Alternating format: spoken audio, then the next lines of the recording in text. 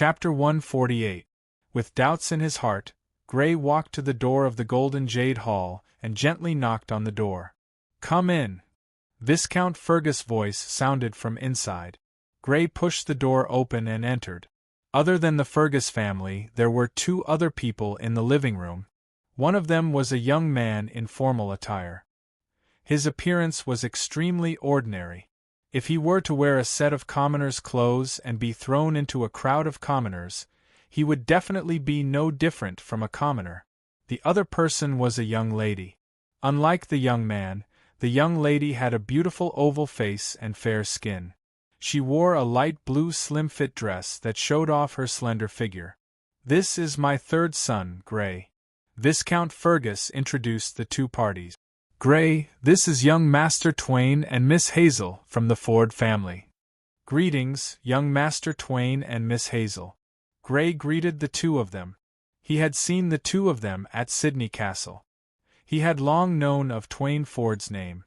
As the leading figure of the next generation of the Ford family, Bernal had introduced him. As for the young lady, he was not too sure. She seemed to be one of Earl Ford's daughters. "Hello, nice to meet you." Twain and Hazel both stood up and greeted Gray politely. Twain looked at Gray with a trace of caution and politeness, while Hazel looked at Gray with a trace of curiosity and suspicion. "Young Master Twain and Miss Hazel are here to deliver the invitation to the auction." Viscount Fergus gestured for Gray to sit down. Then, he got the servant beside him to pass an opened invitation to Gray. Gray reached out to open it.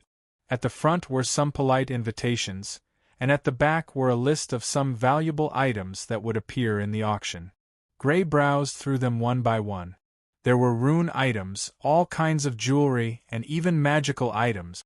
As an Earl's family, the Ford family had a good relationship with a master refiner. Hence, they could get magical weapons from time to time.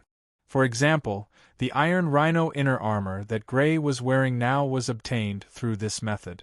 Gray browsed through them one by one. However, he was not very interested in most of them. But when he browsed to the last item, he could not help but be slightly delighted. Magical sword? To a blood warrior, a good weapon could often unleash greater combat power. The battle with the steel-armed ape previously also proved that he indeed needed a better weapon. He did not expect a sword-type magical weapon to appear in the Ford auction. Although similar auctions had been held a few times this year, this was the first time this year of this kind of sword-type magical weapon.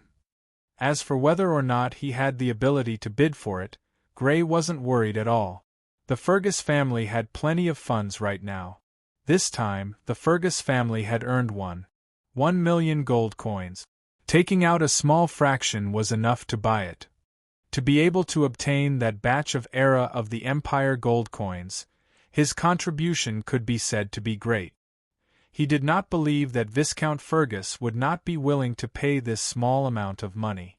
"This is a weapon refined by Master Roland.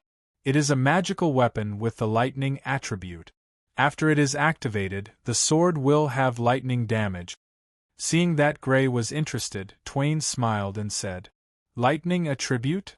Gray's eyes could not help but brighten. The effect of lightning was not only reflected in the damage.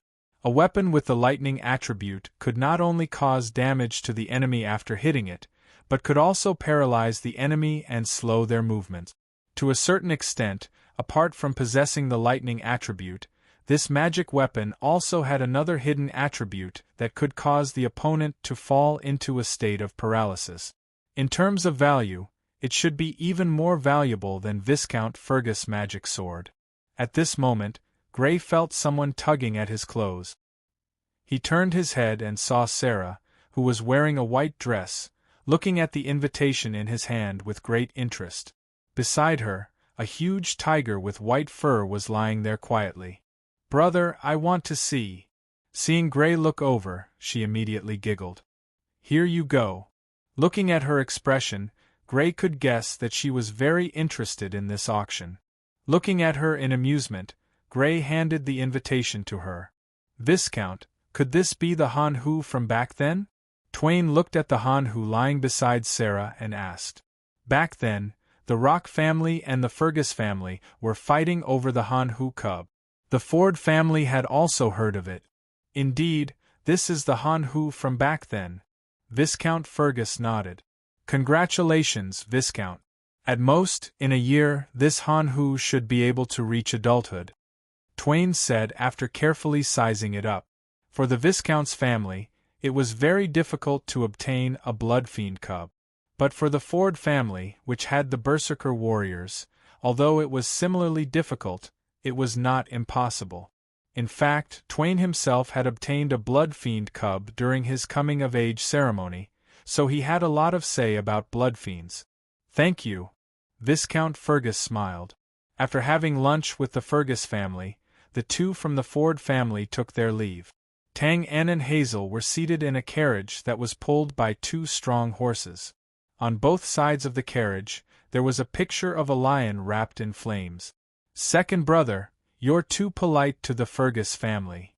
Hazel looked at her second brother, Twain, in confusion. She knew what kind of personality her second brother had. He seemed to have no arrogance, but in reality, he was extremely arrogant. When facing people or families that he looked down on, he would be indifferent and distant. But this time, she could clearly feel that her second brother was being polite to the Fergus family. This made her feel strange. What exactly was it about the Fergus family that made her second brother treat them differently? Why? Are you still complaining that father made you come with me to deliver the invitation? Twain did not answer. He smiled and teased her. Humph, I really don't know what father is thinking, Hazel said unhappily. Her lips were slightly pouted, but it did not affect her image at all. Instead, it gave her a unique personality. She had some opinions about her father making her and her second brother come personally to deliver the invitation. As direct descendants of the Ford family, although they did not have a noble title, their status was extremely high. Usually, only the Smalley family and the Sidney family were worthy of them coming personally to deliver the invitation. Under normal circumstances, the Viscount family would only send a steward to deliver the invitation. But this time, her father had uncharacteristically ordered the two of them to come personally. This made her very puzzled. All right, don't be angry. Father naturally has his reasons for doing this, Twain said with a smile. What reasons?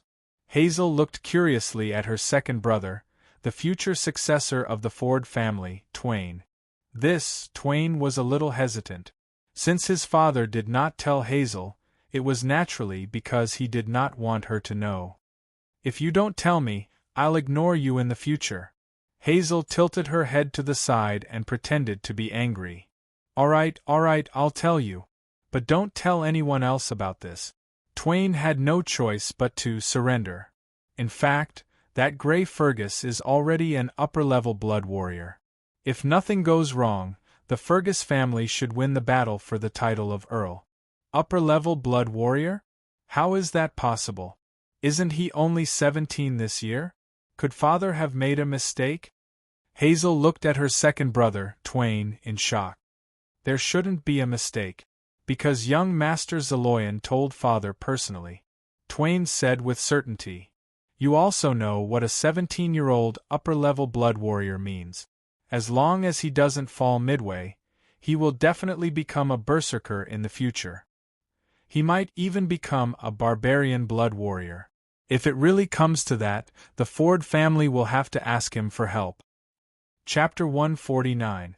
A few days later, a carriage pulled by two horses drove out of the Fergus family castle. More than 3 hours later, they drove into a majestic city and stopped in front of a huge auction hall. They were led to one of the private rooms. The Rock family didn't come to pay a visit. Although the Rock family also came, because of Hanhu's matter, the two families had already shed all pretense of cordiality.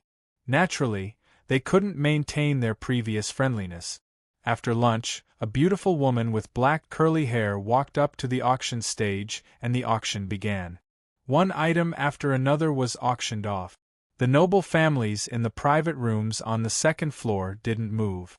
They hadn't encountered anything that could move them. The seventh item, the blue moon. It was personally designed and made by Master Feng Manju. The starting price is 1 gold coin. This was a string of sapphire bracelets, made up of dozens of sapphires. The largest sapphire was a moon-shaped sapphire, beautiful and eye-catching. In the auction hall, under the illumination of the rune lamps, it flickered with a magnificent radiance. 1 gold coin, 30 silver coins. 1 gold coin, 60 silver coins. 2 gold coins.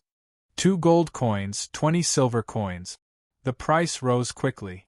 There were many noble ladies and young ladies who liked this bracelet. So beautiful! Even Sarah, who was beside Gray, couldn't help but reveal a look of love in her eyes. Gray looked at the other party and suddenly frowned. The other party's hands were empty. There wasn't a single piece of jewelry on her body. Because of Gray, Sarah wasn't bullied by anyone in the Fergus castle. No one dared to bully her, but that was it. After all, she was only an illegitimate daughter. She didn't show any advantages like Gray did. In terms of treatment compared to Caroline, she was still a little worse. At least now, Caroline had necklaces and bracelets on both her hands and neck. Moreover, they weren't the only ones she had. Gray had seen more than 3 of them. It wasn't that Gray hadn't noticed this in the past. Although he was highly favored by Viscount Fergus, he had no source of income. But now 11 gold coins and 30 silver coins. Anyone else? The black-haired woman with curly red lips and a slender waist asked with a smile. Since there are no more bidders, I announce 12 gold coins. At this moment, a slightly cold voice sounded. Hearing this voice, the wavy black-haired woman couldn't help but be stunned because this voice came from the private room on the second floor. Those who were able to sit in the private rooms on the second floor were all aristocratic families, and their titles were not too low. At the very least, they were barons. As for the aristocratic families, they could only apologize as there were special seats on the first floor. With such a status, it was rare for him to participate in the early stages of the auction. Who would have thought that he would participate in this auction? Although she was slightly stunned, the black-haired woman did not let anyone notice it on the surface. She spoke very naturally. 12 gold coins. Anyone else? On the first floor, the noblewoman who had bid 11 gold coins and 30 silver coins gritted her teeth and increased the price. 12 gold coins and 10 silver coins. However, just as she was about to bid, the cold voice rang out again. 13 gold coins. 13 gold coins. Anyone else? The black-haired woman smiled. The noblewoman who had bid before hesitated for a moment before shaking her head and giving up on the auction. With the financial resources of her aristocratic family, more than 10 gold coins was not a small expenditure. She really liked this sapphire bracelet, otherwise she wouldn't have bid 12 gold coins and 10 silver coins. The current bidding price had already exceeded her psychological tolerance. Although she liked it very much, she could only give up. Congratulations, this Azure Moon bracelet has been won by Private Room 3. Next, let's welcome the 8th auction item, Private Room 3, which was the private room where the Fergus family was seated, had a subtle atmosphere when Gray participated in the auction. Everyone couldn't help but look at Gray in confusion. Everyone could hear the slight dissatisfaction in Gray's voice. Dong dong dong. At this moment, there was a knock on the door and a voice sounded. Sir, the 7th auction item has been delivered. Do you want to send it in or wait for it to be settled? Send it in. Gray opened his mouth and saw a woman whose skirt only reached her knees push open the door and enter with a tray in her hands. Gray waved his hand and handed her 13 gold coins. He then took out the Azure Moon bracelet from the tray and spoke to Sarah beside him. I forgot to prepare a birthday present for you last time. This Azure Moon bracelet is for you. For me. Sarah subconsciously took the Azure Moon bracelet with a face full of surprise and joy. Although she had already guessed when Gray was bidding, She was still filled with surprise when Gray handed the bracelet to her. "Thank you, brother." Clasping the azure moon bracelet on her left hand, Sarah's face bloomed with a blissful smile. Although she was very satisfied with Gray's gift. Just when Gray handed the bracelet to Sarah, Madame de Milan couldn't help but let out a thump and her heart sank slightly. As the wife, it was naturally impossible for her to see the children of her husband's lover. However, Gray's talent was too outstanding and was highly valued by Viscount Fergus, so she didn't dare to play tricks on Gray. But Sarah was different. She didn't show any outstanding performance and naturally couldn't be valued by Viscount Fergus like Gray. Therefore, she treated Sarah less in some aspects, at least not as well as Caroline. At this moment, although Gray didn't say anything, he pointed it out in front of Viscount Fergus with his actions and showed his dissatisfaction. She had a bad feeling in her heart. Sure enough, in the next moment, she had already heard Viscount Fergus's voice. "After we return, buy a few sets of jewelry for Sarah." His voice didn't carry a tone of discussion, but was completely commanding. Viscount Fergus was obviously dissatisfied with her differential treatment. "Yes, master," Madame de Milan hurriedly replied. Viscount Fergus glanced at his wife and didn't say anything more. However, he was really a little annoyed in his heart. In his opinion, his wife's way of doing things was simply too short-sighted. Indeed, in a noble family, if an ordinary illegitimate child had food and clothing, this kind of treatment was already enough. But was Sarah an ordinary illegitimate child? She was Gray's younger sister from the same mother, so naturally he couldn't treat her like an ordinary illegitimate child. Otherwise, he wouldn't have brought Sarah back to the castle with him. Although the fact that Gray was already a ferocious blood warrior was still a secret, Gray was an upper-level blood warrior. She should at least know about this, right? Knowing that Gray had this kind of potential and knowing how important Gray was to the Fergus family, she actually dared to use such a small trick on Sarah. If this wasn't short-sighted, then what was? Bernal glanced at the jewelry on Caroline's body, then at Sarah, and his brows furrowed imperceptibly. "Looks like I have to remind Mother when I have time." His mother didn't know, but he did. The current Gray was a genuine ferocious blood warrior, and his strength wasn't inferior to his father's. Even his father tried his best to use a negotiating tone with him, showing how much his father valued him. It was almost inevitable that he would become the future leader of the Fergus family. Under these circumstances, if his mother became hostile with him, the one who would suffer in the end would be his mother. The 25th item is 1,000 skills battle axe. The starting price is 10 gold coins. The 37th lot, a high-quality leather armor sewn from the leather of a bull, starting price 100 gold coins. The 50th lot, and also the finale of this auction, a magic sword refined by Master Roland, with the lightning attribute. Starting price 800 gold coins.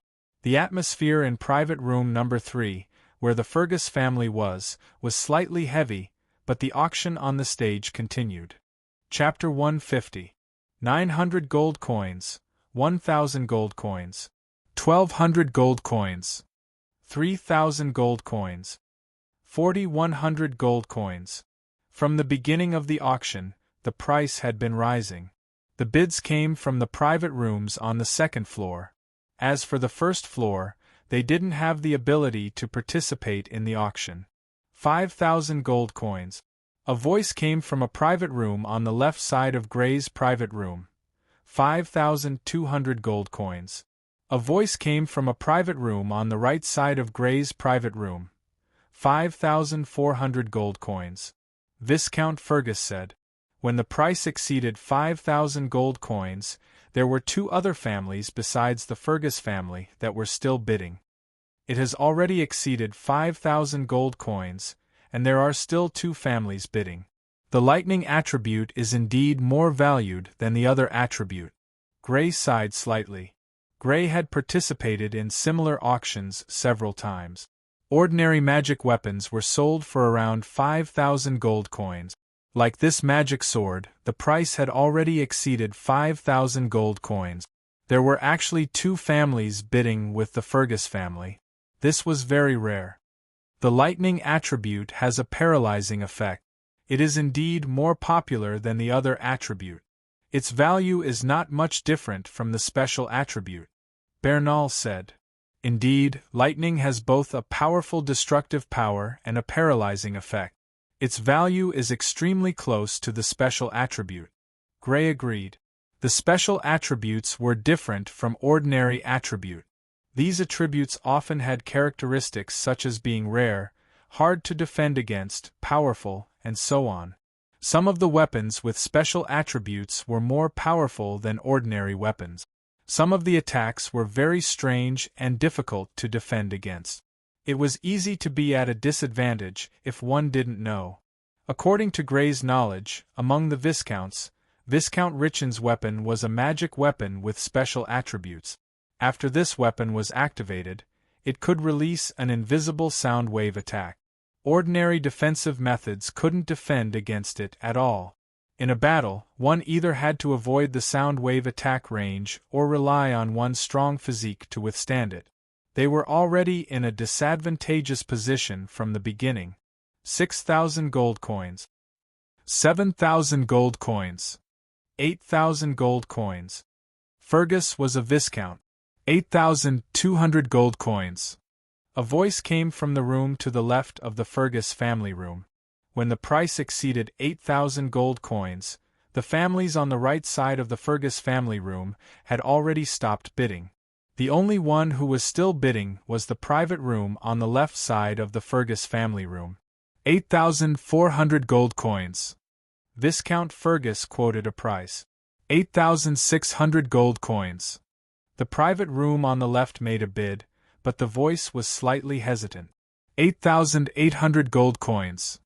Viscount Fergus immediately bid after the other party bid. 9,000 gold coins. The woman in the private room on the left hesitated for quite a while.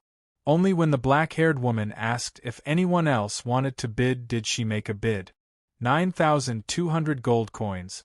Viscount Fergus continued to raise the price. The private room on the left was silent and no one else bid. Obviously, the price of over 9,000 gold coins had exceeded the expectations of the people in the private room on the left. 9,200 gold coins, anyone else? The black-haired woman's gaze swept across the private rooms on the second floor. Seeing that no one else was bidding, she opened her mouth and said, "Congratulations to private room number 3 for winning this lightning attribute magic sword." In a private room on the second floor, the Rock family was sitting. The Fergus family is really rich. Morilock's voice was filled with jealousy. The Rock family had also bid for this magic sword, but after the price rose to 5,000 gold coins, they had already given up. As a Viscount family, the Rock family's annual tax income could reach tens of thousands, but with a lot of income came a lot of expenses. Even the Rock family didn't dare to be too extravagant when it came to the expenditure of training resources and maintaining a superior aristocratic lifestyle. But compared to them, the Fergus family didn't even blink. During the entire bidding process, they didn't hesitate at all to bid, showing their powerful financial resources. This made him extremely jealous. It seems that the Fergus family got a lot of benefits from the Sidney family last time when they besieged the Oliver family. Aylford Locke's tone was filled with envy. The Sidney family is too biased. They actually gave this kind of mission to the Fergus family.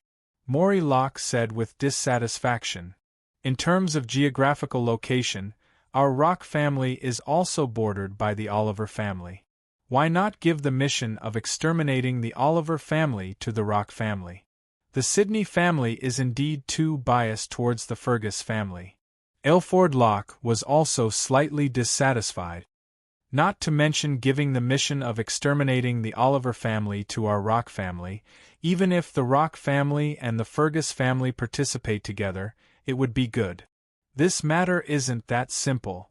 Viscount Locke held his chin with one hand and thought for a while before saying, "Father, what do you mean?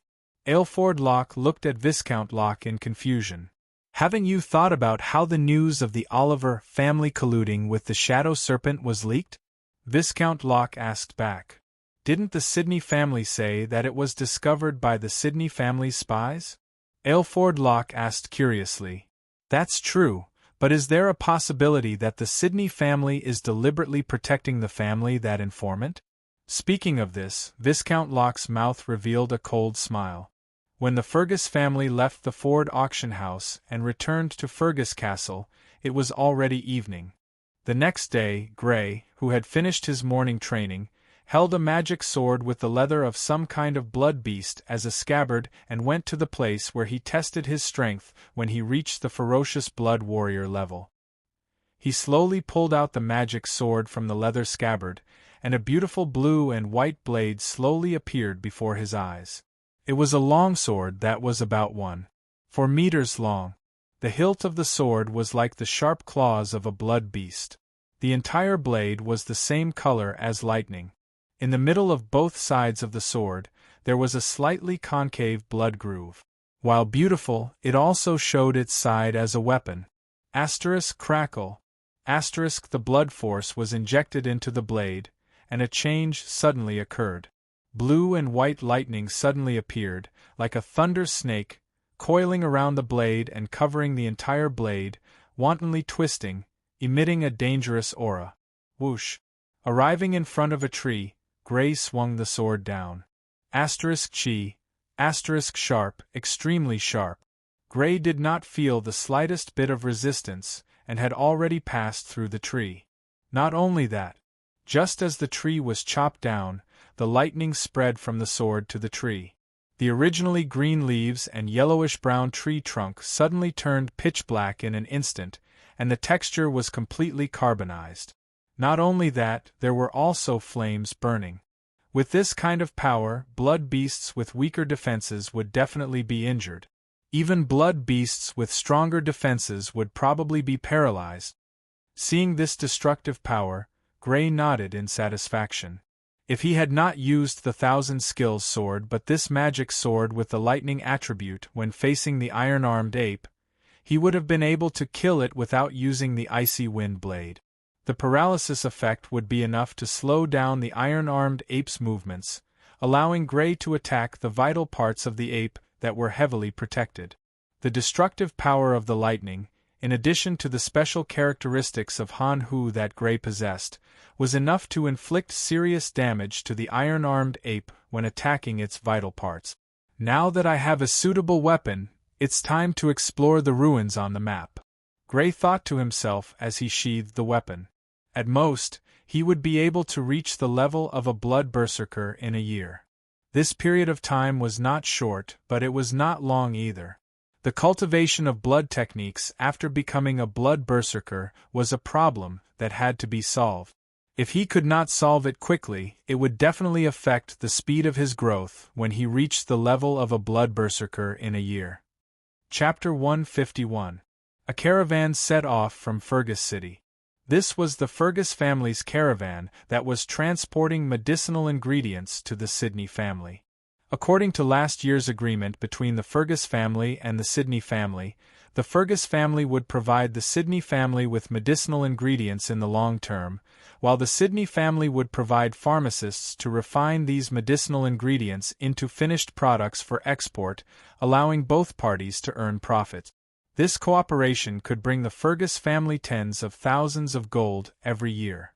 It was even higher than the tax income of the Fergus family every year. In this caravan, there was obviously a carriage that was more luxurious than the others. Grey was sitting in the carriage. Viscount Fergus didn't agree to Grey's suggestion of traveling at first, but Grey convinced him in the end. Although he was a little young, he had the strength of a ferocious warrior, so there wasn't much of an issue in terms of safety. Traveling for a bit wasn't a bad experience, so Viscount Fergus agreed in the end. Right now, he was riding the carriage of the Fergus clan, heading towards Sidney City. Afterwards, he would take a caravan from Sidney City to Marquis Oka's territory. Marquis Oka's territory was where the map was located. Sydney City was the largest and most prosperous city in Marquis Oka's territory. Caravans from other marquises would often come here, so it was a huge transit point. This was the most suitable place to board a caravan heading to another marquis territory. The next morning, the caravan was already far away from Fergus territory. Roar! Suddenly, a series of hurried neighs sounded. Gray felt the carriage he was in suddenly jerk, then quickly turn a corner and finally stop in a hurry. Outside the carriage, there was a lot of noise. Gray raised his eyebrows and jumped down from the carriage. In an instant, all the carriages were herded together, forming a circle. Outside the carriage, dozens of Fergus family guards drew their weapons and guarded the carriage. In the distance, dozens of people surrounded the caravan with murderous intent. These people were dressed differently, and their weapons were also different. The only thing they had in common was that they were all filled with killing intent, and their eyes were as fierce as wolves as they stared at the caravan. Without a doubt, this was a robbery. "Young Master Gray, it's too dangerous here. Please get into the carriage." Seeing Gray coming down from the carriage, a middle-aged man ran over and said anxiously. The middle-aged man had dark skin and a skinny build. His attire was much better than that of a commoner, but it was much worse than that of a noble. This was the steward of the Fergus family in charge of this caravan. He thought that Gray was worried about the robbers, so he quickly comforted him. "Young Master Gray, don't worry. With Lord Corgi here, these bandits will soon be defeated." Lord Corgi, one of the 7, no, 8 lords of the Fergus family now. He was one of the few high-ranking blood warriors in the Fergus family's territory. As a partnership that could bring the Fergus family tens of thousands of dollars in profit every year, the Fergus family naturally valued it greatly. Therefore, they sent Lord Corgi to escort them. Gray waved his hand and interrupted the other party's words, asking, "Have you encountered any robbers in the previous deliveries?" "No, not even once." Although he didn't understand what Gray meant, the middle-aged manager hurriedly replied. "Not even once?" Gray's eyebrows furrowed slightly. "Is it just a coincidence, or are they targeting me?" This was the first time he had left the Fergus family's territory without the company of Fergus. Knowing this situation, it wasn't impossible that some of the Viscount families felt that this was an opportunity to assassinate him. "Young Master Gray, are you saying that these people might be targeting you?" Hearing Gray's words, the middle-aged manager was shocked and didn't dare to speak with confidence. "Young Master Gray, could you be mistaken?" As the manager of a caravan in the Fergus family, he knew that this young master of his had been assassinated many times. He didn't think that he would encounter them while traveling with him. "Whether or not I'm mistaken, we'll know soon enough." Gray watched the bandits who were quickly surrounding them and said coldly, "With Lord Corgi's strength as a high-ranking blood warrior, he could easily deal with normal bandit. If this was really the case, then it was naturally just a coincidence. However, if there was someone among them who could contend against Lord Corgi, and there was more than one of them, then it was worth thinking about." Looking at the approaching bandits, Lord Corgi coldly reprimanded. "This is the Fergus family's caravan, leave immediately." However, hearing his reprimand, this group of people didn't retreat because of it. They continued to quickly surround the caravan. "Kill." Lord Corgi's expression was cold. As he ordered the guards of the caravan, he lightly tapped the ground and rushed out. He came to the front of a man who was holding an axe and slashed with his sword. Pooh! The man didn't even have time to react. He didn't even have time to raise his weapon before he was slashed by Lord Corgi. In addition, he didn't even have any leather armor on him. He didn't even have time to groan before he was cut in half. Bright red blood spurted out like a small fountain and sprayed onto the ground. Pung! Then, Lord Corgi took a step to the right and arrived in front of another bandit. He also slashed with his sword. Pooh! This bandit was slightly better than the previous one. He reacted and subconsciously raised his weapon. However, before he could raise his weapon, His head was already chopped off by Lord Corgi's sword. Whoosh! Suddenly, Lord Corgi felt a strong wind coming at him from the side. His expression changed and he blocked with his sword. Clang! An ear-piercing collision sounded. Lord Corgi retreated and his expression changed slightly. High-level blood warrior.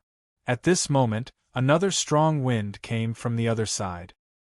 He reflexively dodged to the side, but he didn't manage to dodge in time. Slash! A shallow wound appeared on his armor at the side of his waist. Faint traces of blood immediately seeped out. If it wasn't for the armor's protection, it wouldn't be as simple as a shallow wound. 2 high-level blood warriors? Lord Corgi's expression turned completely serious. He looked at the man holding an axe and the man holding a sword who attacked him with caution. Who are you people? It wasn't impossible for 2 high-level blood warriors to appear in a group of bandits, but it was extremely unlikely. The 2 men didn't answer. One of them pounced on Lord Corgi while the other pounced on the caravan. 2 high-level blood warriors, are you really here for young Master Grey? The middle-aged manager suddenly felt his hands and feet turn cold. No matter how strong Lord Corgi was, he was only an upper-level blood warrior. Facing 2 people of the same level, it was extremely difficult for him to win. Quick, quick, young Master Grey, run! That person is coming for you! He shouted in shock, but realized that there was no response. He turned his head and realized that Grey was long gone. Humph! Holding an axe that was made of metal, the man's gaze was cold as he charged towards the caravan. He had a large physique and held an axe that was as big as a human head. As he ran, his footsteps made heavy sounds on the ground. The 3 Fergus family guards in front of him couldn't help but change their expressions. However, they still gritted their teeth and charged towards the man. Clank! Facing the weapons of 2 of the guards, he only swung the huge axe in his hand. The huge axe smashed onto the 2 men's weapons like a heavy hammer. The 2 men's weapons were reversed and smashed onto their bodies. The 2 men flew backwards and spat out mouthfuls of blood after landing on the ground. Although they weren't dead, they were obviously heavily injured. Then, his huge axe suddenly chopped downward. It was obvious that he wanted to split the 3rd Fergus family guard in half from head to toe. The huge difference in strength made it impossible for the Fergus family guard to withdraw his weapon in time to block. He could only watch as the huge axe that was bigger than his head chopped down on him. Whoosh! At this moment, a bluish-white sword appeared and blocked the axe. Clank! Chapter 152. Who are you? With his arms slightly numb, the burly man looked at the person holding the blue and white sword seriously. To be able to force him back, the other party's strength was at least an upper-level blood warrior. Grey Fergus. Grey stared coldly at the burly man. What, you are Grey Fergus? The burly man looked at Grey in shock. He knew that the target this time was the son of the Fergus family, Grey Fergus, but he didn't know what he looked like. He didn't need to know either. He only needed to destroy this caravan and Grey Fergus would naturally die. However, at this time, the person who called himself Grey Fergus in front of him was indeed about the same age as described. He was a teenager, but in terms of strength, it didn't match at all. How could such strength be a middle-level blood warrior? Which family sent you? Grey asked coldly. The burly man didn't answer, but he answered with his actions. He stomped on the ground and his body burst out. Whoosh!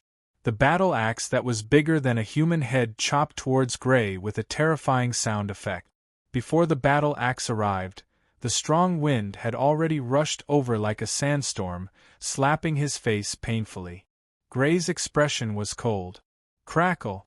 Blue and white lightning suddenly wrapped around the sword, and then went to meet the battle axe. Ding! The battle axe was easily blocked. Then, the blue and white lightning suddenly traveled along the battle axe and passed to the burly man's body. Crackle! The burly man was wrapped in the blue and white lightning visible to the naked eye. His body couldn't help but tremble, and his whole body became charred in the blink of an eye. Clatter! The huge battle axe fell, and the burly man fell down like a piece of coal. There wasn't a spot on his body that was intact. Dead? But it doesn't matter, there's still one more. Gray passed by the burly man's body and rushed towards the man who was fighting with Lord Corgi. Originally, he planned to capture the burly man alive and interrogate him about the mastermind behind the scenes. However, he suddenly had an idea and wanted to test the power of this newly acquired magic sword, lightning. However, he did not expect the power of the lightning to be so strong. A high-ranking blood warrior was killed with just one strike. In fact, the reason why it was so powerful was because of his current strength. In addition to the grade of the weapon, the strength of a magical weapon was also related to the strength of the wielder. To a certain extent, the stronger the wielder, the stronger the power of the weapon. He was now a ferocious blood warrior, and the power he could unleash was at the level of a ferocious blood warrior. Naturally, it was not something the burly man could withstand. Dead. Young Master Gray killed an upper-level blood warrior? The middle-aged manager was stunned and couldn't help but rub his eyes. When he found Gray again, he found that Gray was already fighting with a robber with the strength of an upper-level blood warrior. He was extremely worried and prepared to call the guards to protect him. After all, if something happened to Gray, none of them would have an easy time. However, in the next moment, he saw that the sword in Gray's hand suddenly emitted lightning. Then, it collided with the battle-axe of the upper-level blood warrior robber, which was larger than his head. Following that, the upper-level blood warrior robber seemed to have been carbonized. His entire body was pitch black as he fell stiffly to the ground.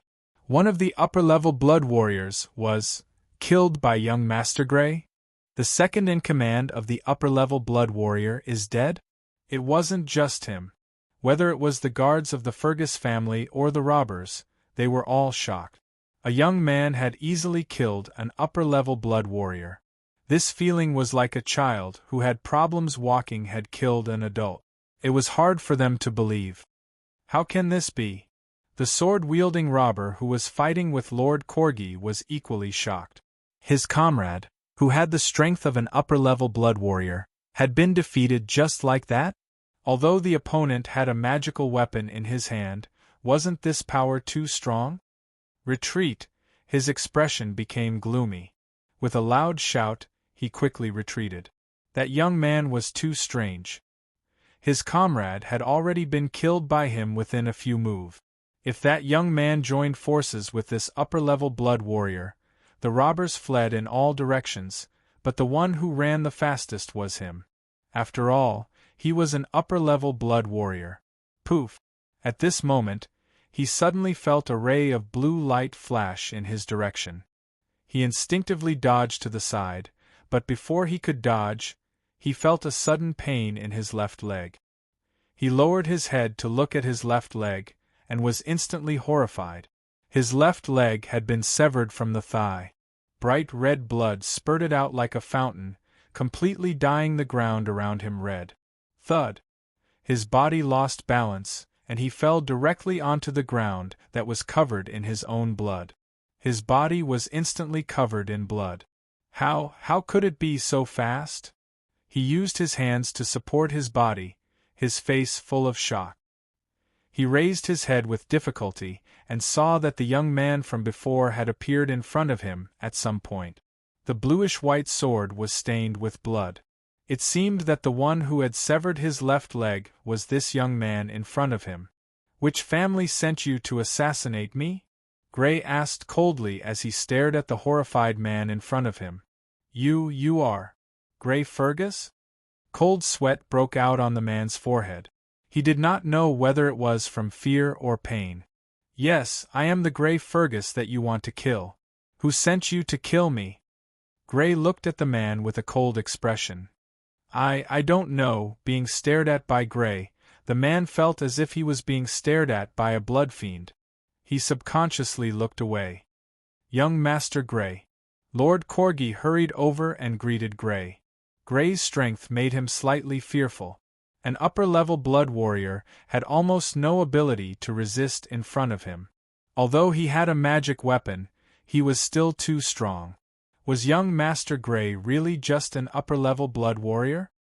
Uncle Corgi, can I trouble you to get someone to interrogate him and see who or what family wants to kill me?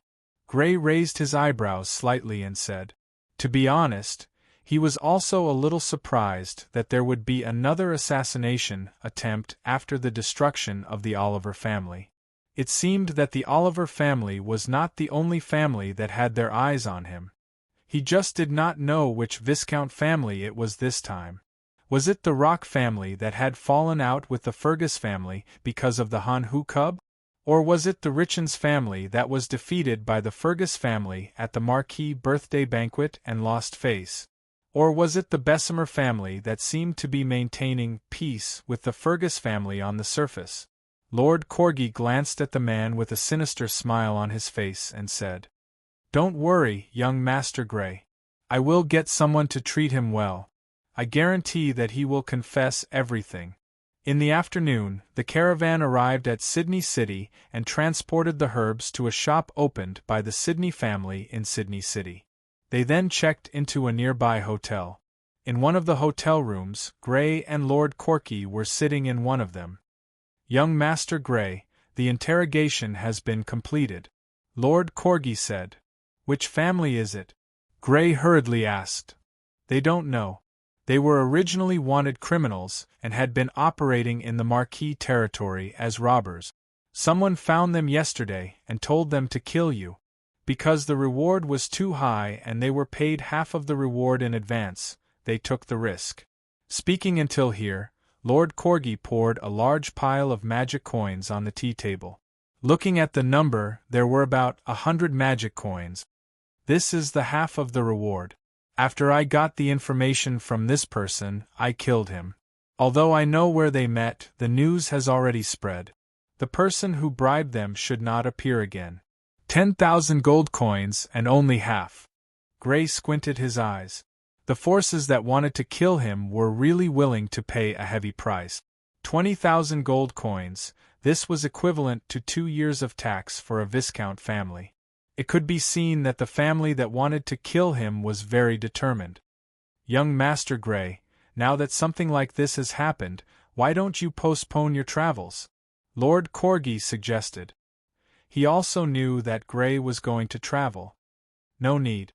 Gray shook his head, then divided the magic coins on the table into 2 piles and said, Uncle Corgi, these 2 people were killed by us together. We'll split the money. No need, young Master Gray. These 2 people were killed and captured by you. The money naturally belongs to you. Lord Corgi quickly shook his head. Uncle Corgi, there's really no need, young Master Gray. Lord Corgi waved his hand and firmly refused. Although the money was indeed tempting, he didn't contribute much this time, so he was really embarrassed to ask for it. Seeing the other party's firm refusal, Gray thought for a moment and said, Uncle Corgi, since the 2 robbers are wanted criminals, they should be able to get a reward. You can go and get them. Okay, thank you, young Master Gray. Chapter 153. Lord Corgi bade farewell and left. The caravan was attacked and soldiers were killed. There were many things that he needed to deal with. Knock, knock, knock. But not long after, Gray's door was knocked again.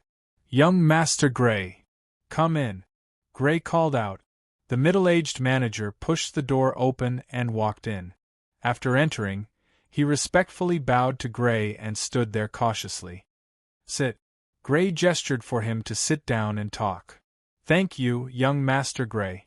The middle-aged manager was flattered and sat down.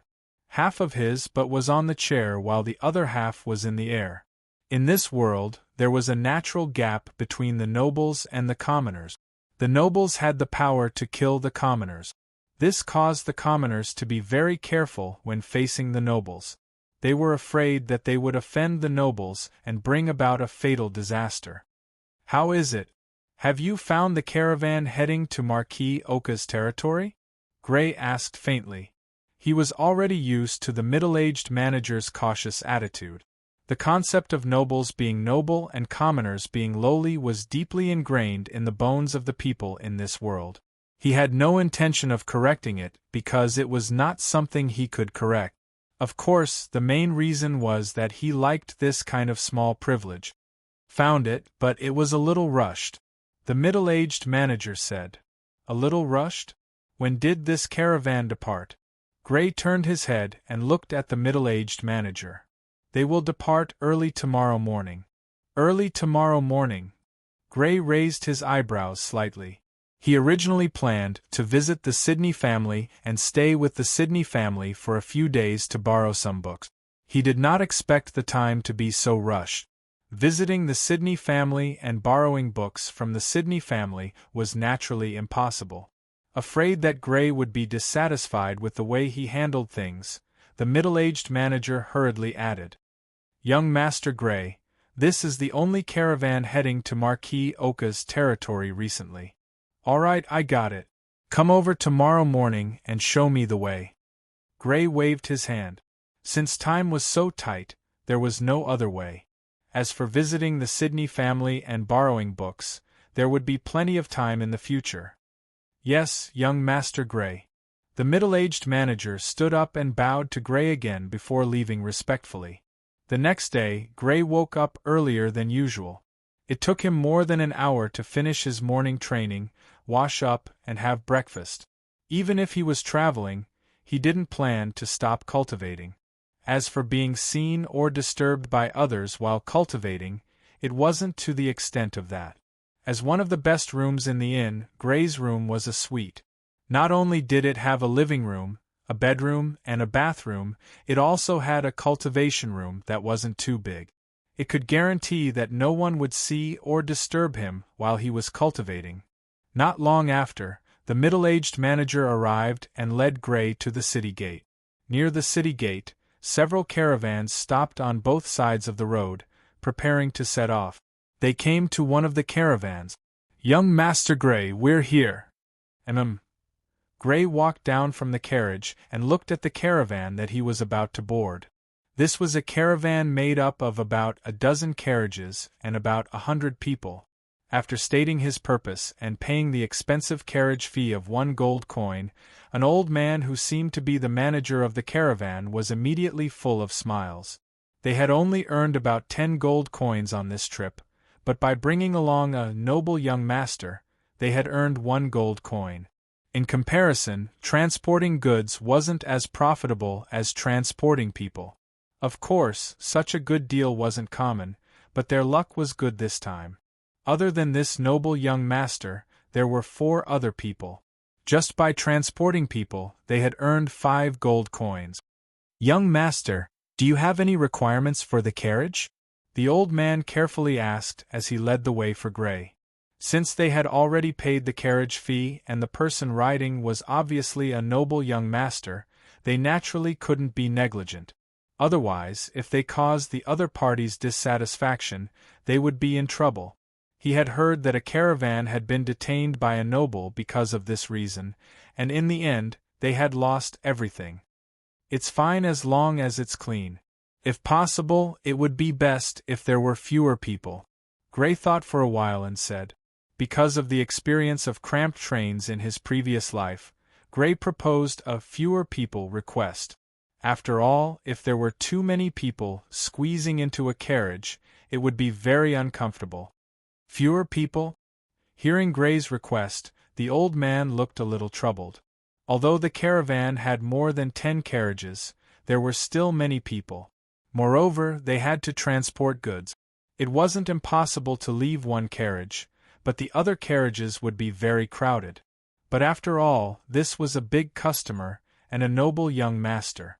If other people were to sit in the same carriage with this noble young master, it would be disastrous if there was a conflict. He thought for a while and decided to leave one carriage alone. But at this time, he suddenly remembered that the 4 people riding on their caravan had brought their own carriages. Including the coachman, there were only 4 people in total, which completely met the requirements of this young master. Thinking of this, he opened his mouth and said, "Young master, please follow me." Leading Gray, the old man came in front of a large carriage. The carriage did not have a family emblem, but the decorations were very luxurious. The body of the carriage was decorated with high-quality silk, and there were 2 rune lights inlaid with gems at the front of the carriage. The horses that pulled the carriage were tall and strong. It was impossible to tell what breed they were, but they were definitely of high quality. The carriage in front of him was not inferior to the 2-horse carriage that the Fergus family used as a front. The most special thing was that the coachman was actually a strong man wearing black battle armor. A blood warrior, his strength is probably not weak. Gray secretly guessed. Battle armor, even the cheapest battle armor, would cost at least a few dozen gold coins. Even the rich Sydney family would not use battle armor as standard equipment for their soldiers. Moreover, the battle armor on this person was obviously not the standard battle armor that was only worth a few dozen gold coins. Therefore, this person was undoubtedly a blood warrior, and his strength should not be too weak. Otherwise, it would not be worthy of the battle armor on him. What made him even more curious was the identity of the person in the carriage. Not only did he have such a luxurious carriage, but he also had a blood warrior who was obviously not weak as the coachman.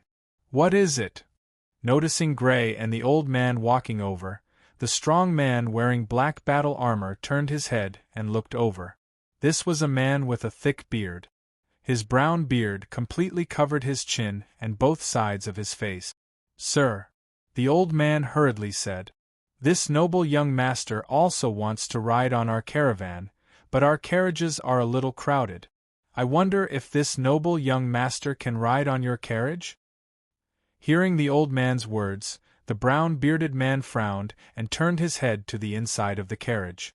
"Miss, there is a noble young master who wants to ride on our carriage." "Sure." In the carriage, a young girl's cold voice sounded. "Come on in." The brown-bearded man gave way enough space to enter the carriage and said to Gray. Gray nodded to the brown-bearded man, opened the curtains, and walked into the carriage. In the carriage there were 3 beautiful women, 2 young women, and a young girl. The 2 young women were in their early 20s.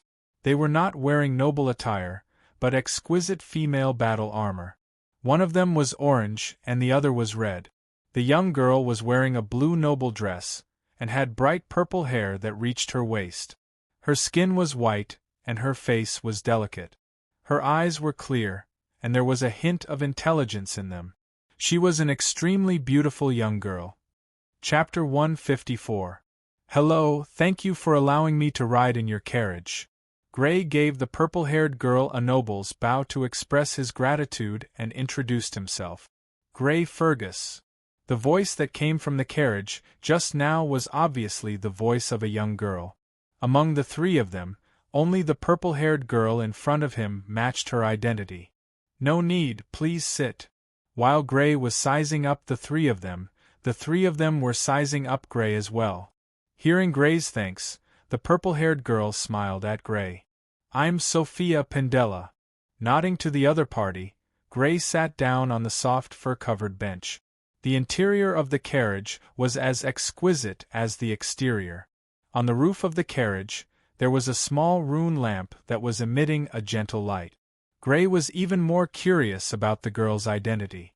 A powerful blood warrior as the coachman, an exquisitely decorated carriage accompanied by 2 women who looked like maids but were dressed in female night attire. All these signs indicated that the girl's identity was not simple. However, he had never heard of the surname Pendella before. She was probably not a noble from the Sydney Marquisate. Not long after, the caravan set off and drove out of the city of Sydney, heading towards their destination. Although Gray was an outsider in the carriage, the 3 of them did not appear to be reserved. After the carriage set off, they started chatting. The content of their chat was very varied. Sometimes it was about clothes, sometimes it was about jewelry, and sometimes it was about love stories in novels. Gray sat in the carriage and looked at the scenery outside through the window. The shrubs and grass by the roadside, the fields full of crops, The woodlands that they occasionally passed by, it had been more than a year since Gray came to this world, but the places that he had been to were extremely limited. This time, he wanted to take a good look at the scenery along the way. At noon, the caravan stopped for a short rest and continued their journey after lunch. During the journey, Gray's appetite naturally shocked the caravan and the 4 people in the carriage. Although they had heard of some people with amazing appetites, they had never heard of someone like Gray who could eat 3 or 4 meals in one meal. Crack!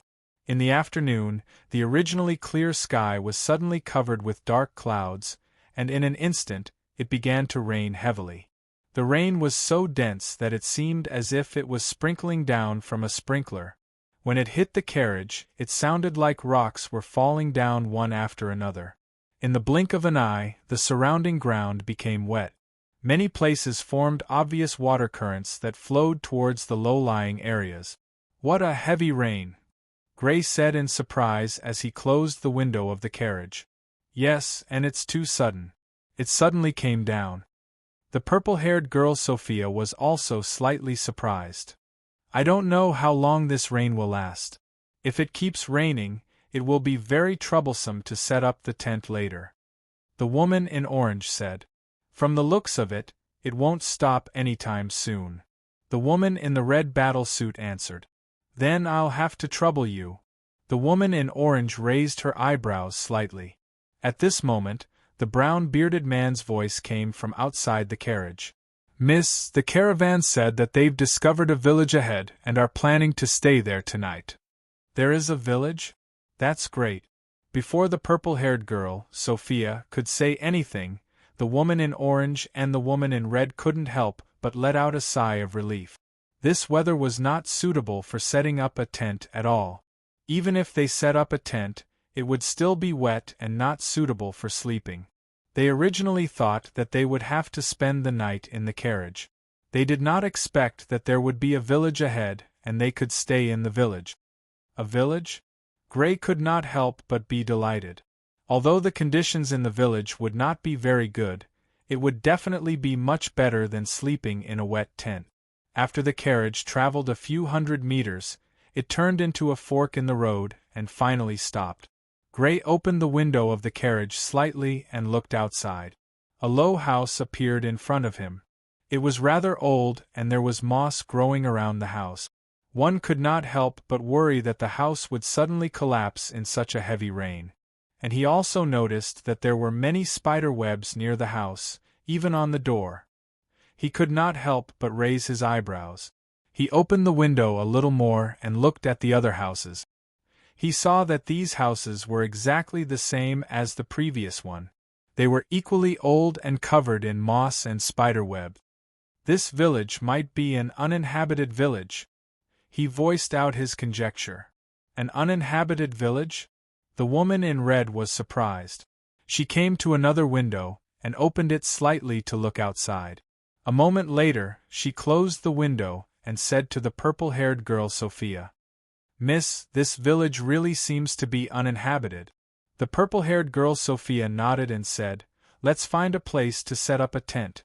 If we can't find a place to set up a tent, we'll rest in the carriage for the time being." The situation that they were most worried about did not happen. After more than an hour, someone from the caravan came to inform them that the tents had been set up for them. The tents were set up in the houses that did not leak rain. Gray and the brown-bearded man were given one tent, while the purple-haired girl Sophia and the other 2 women were given another tent. The 2 tents were next to each other. The heavy rain was still falling. In such weather, the afternoon training was certainly impossible. After dinner, Gray returned to the house where the tents were. The brown-bearded man had returned before him. He was holding an iron pot and sipping from it. The smell of alcohol drifted over from afar. Seeing Gray coming, he grinned at Gray, waved the iron pot in his hand, and asked, "Young master, would you like some?" "Thank you, but no thanks. I'm not at the age of drinking yet." Gray politely refused. He did not insist on drinking after his coming-of-age ceremony at the age of 18, but the man only had one pot in his hand. He really did not have the habit of drinking other people's saliva. On the other side, the purple-haired girl Sophia and the woman in red combat attire were sitting around a foldable wooden table. They were drinking milk tea while looking at the pouring rain outside. As for the other woman, she was dressed in an orange battle suit. No one knew where she went, so they didn't see her. Seeing Gray return, the purple-haired girl Sophia nodded at Gray and asked, "Would you like a cup of milk tea?" "Thank you." Gray did not refuse this time. He walked over and sat on the side of the foldable table under the other party's signal. The purple-haired girl Sophia took out a clean white teacup, poured a cup, and handed it to Gray. The milk tea was slightly steaming, and the rich aroma hit him in the face. Gray reached out and took a sip. "It's delicious." Gray's eyes lit up as he praised. The taste was slightly different from the milk tea he usually drank, but it was more mellow and delicious. "It's good that you like it." The purple-haired girl Sophia smiled and asked, "It's rare to see someone like you traveling alone. Isn't your family worried?" "It's all right. Although I was stopped when I suggested it, I still managed to convince them in the end." Gray shrugged and said. The sound of footsteps approached from behind. Gray looked back and saw the woman in orange combat attire holding an umbrella walking over. She sat on the other side of the wooden table and said, "Miss, as you expected, this village is indeed strange." The woman in orange combat attire said, "Strange?" Gray looked at the woman in orange combat attire in confusion. He was wondering where she went, but he did not expect her to be investigating this village. From the way she spoke, it sounded like she was following the purple-haired girl Sophia's orders.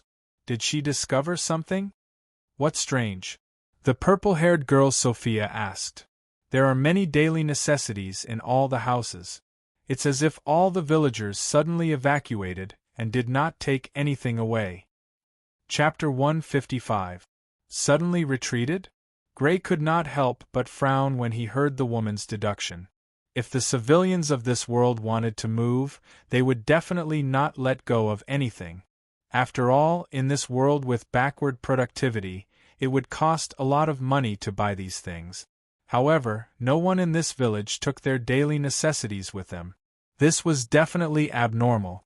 The purple-haired girl, Sophia, also frowned slightly. Then, she seemed to have thought of something. She looked at the brown-bearded man who was also looking in this direction, and said, "Uncle Teresa, go check the surroundings of the village. Pay attention to whether there are neatly arranged tombs around the village." "Yes, Mississippi," the brown-bearded man, Teresa, took the umbrella from the woman in the orange battle uniform and left. "Miss Sophia thinks that these villagers are all dead and that they were killed at almost the same time?" Gray looked at the purple-haired girl, Sophia, and asked. Under normal circumstances, if someone died in a village in this world, they would be buried in different places outside the village. Because the time of death was not the same, under normal circumstances, these tombs would be sparse and without any pattern. However, there was one exception, and that was if a large number of people died at the same time. Because they were buried at the same time, the tombs would be neatly arranged. Sophia said to pay attention to the neatly arranged tombs. Obviously, she was trying to determine if a large number of villagers died at the same time. "I have this suspicion." The purple-haired girl, Sophia, nodded and said, "Of course, we can't rule out the possibility that they encountered some emergency and did not have time to take their daily necessities, so they suddenly retreated." Clap, clap, clap. They did not have to wait for long. After a while, the brown-bearded man, Teresa, appeared with the sound of footsteps. Everyone could not help but look at him. Seeing that everyone was looking at him, he did not hesitate and said, "There is indeed a large area of neatly arranged tombs. Looking at the number, I'm afraid there are 100 or 200. Hearing the brown-bearded man's words, the woman in the red battle uniform was slightly surprised. In other words, the people in this village are basically dead, and at almost the same time. Could it be that they encountered bandits? It is very possible, but we can't rule out other possibilities. Sophia frowned. Everyone was silent as they tried to guess what had happened to the people in this village. At the same time, they sympathized with these people as they actually encountered such misfortune. In the middle of the night, the pouring rain had stopped, but the sky was still gloomy. There was no moonlight, and the world was plunged into darkness. And it was in this darkness that blurry figures with white light suddenly appeared one after another. They were like cats that had smelled blood. They came to the houses where there were people, easily passing through the doors and walls. In a large tent, 7 men slept side by side on the ground covered with only a layer of straw mat. The weather had just rained and was slightly cold, so they couldn't help but tightly wrap themselves in thin blankets.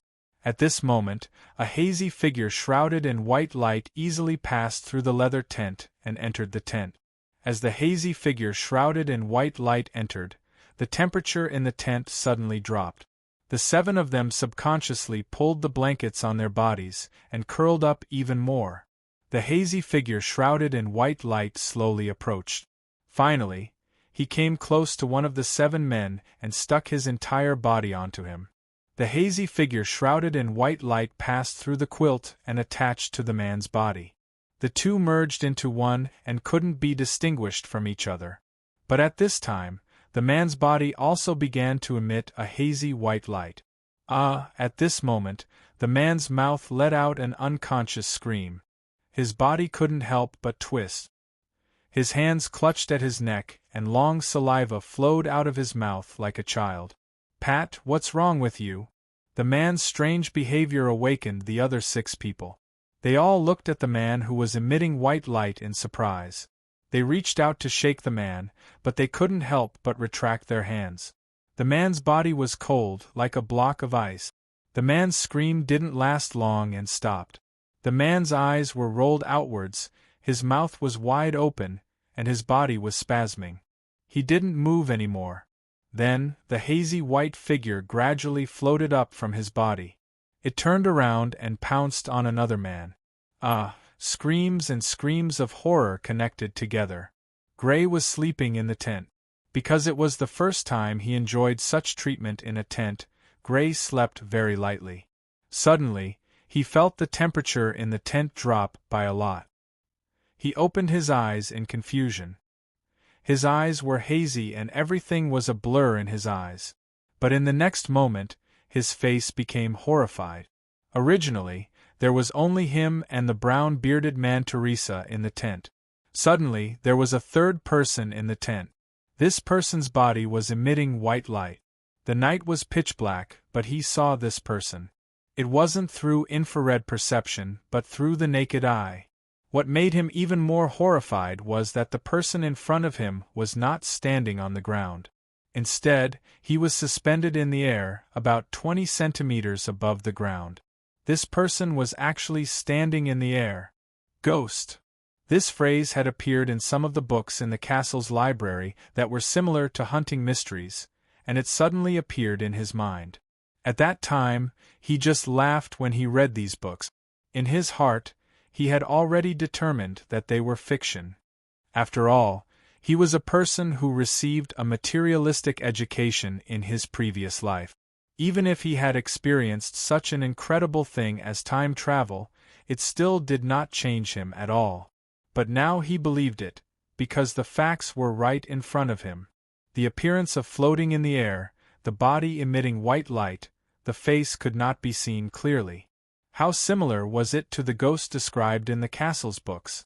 The ghost was approaching, and Gray felt the temperature around him getting lower and lower. Crack! Cold sweat broke out on his forehead. He grabbed the magic sword beside the pillow, suddenly jumped up, and then quickly slashed with the sword. Whoosh!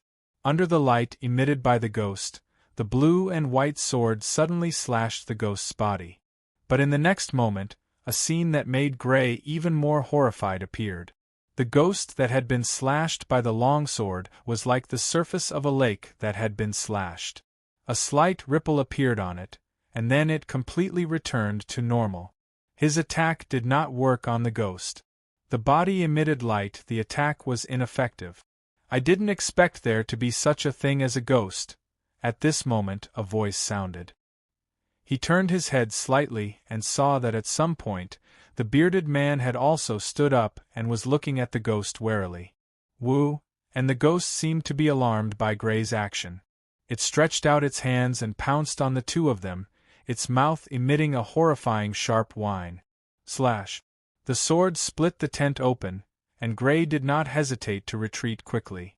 According to the books, anyone who was touched by the ghost would immediately feel cold and lose control of their body, and finally die.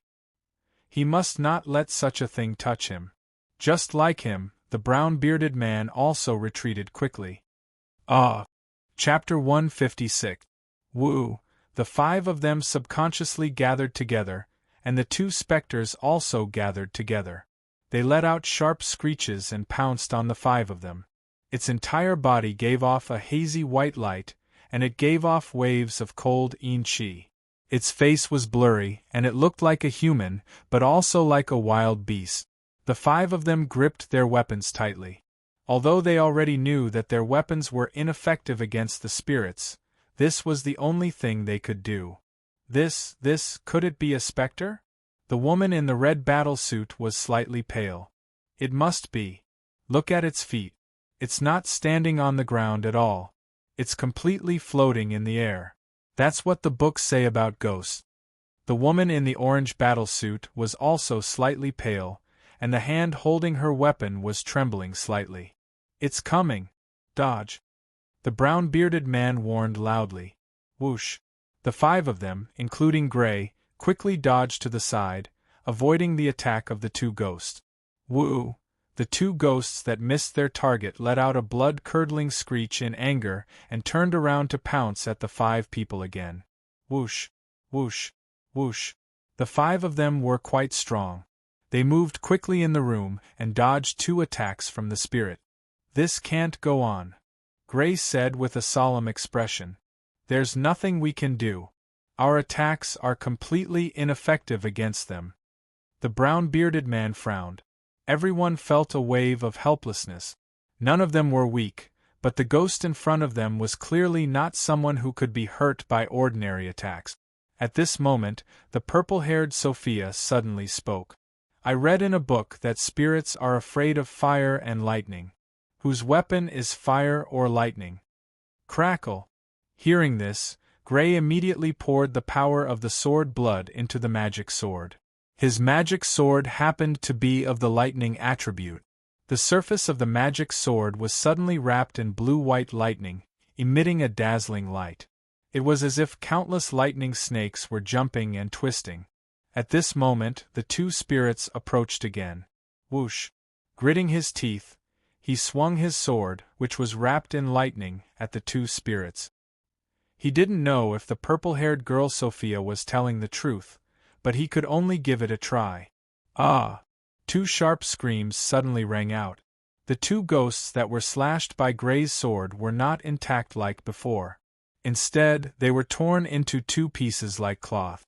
Not only that, the two spirits that were cut in half started to shatter and collapse at a speed visible to the naked eye, starting from where Gray's sword had slashed them. That feeling was like watching fireworks burn. In the end, the two spirits completely disappeared into the air, and the temperature in the room suddenly became less cold.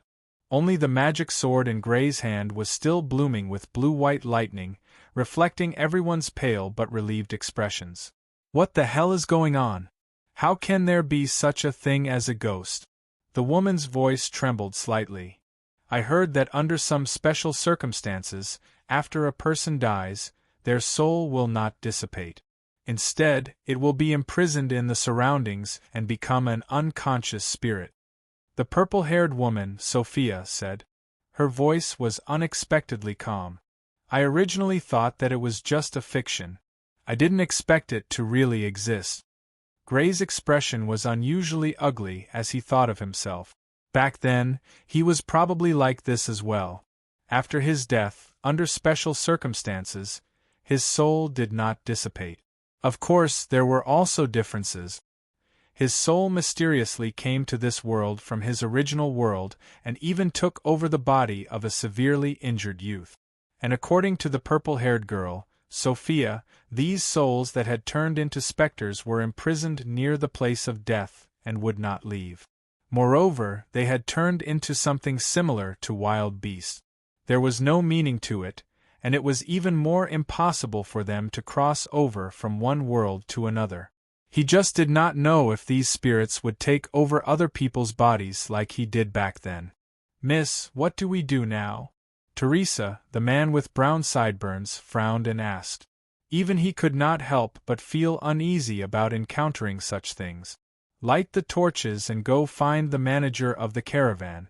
I'm afraid we're not the only ones who were attacked," Sophia said in a low voice. "I wonder how the situation is over there." Everyone hurriedly used some of the wood in the room as torches. Each person held a torch and opened the door and walked out. Help!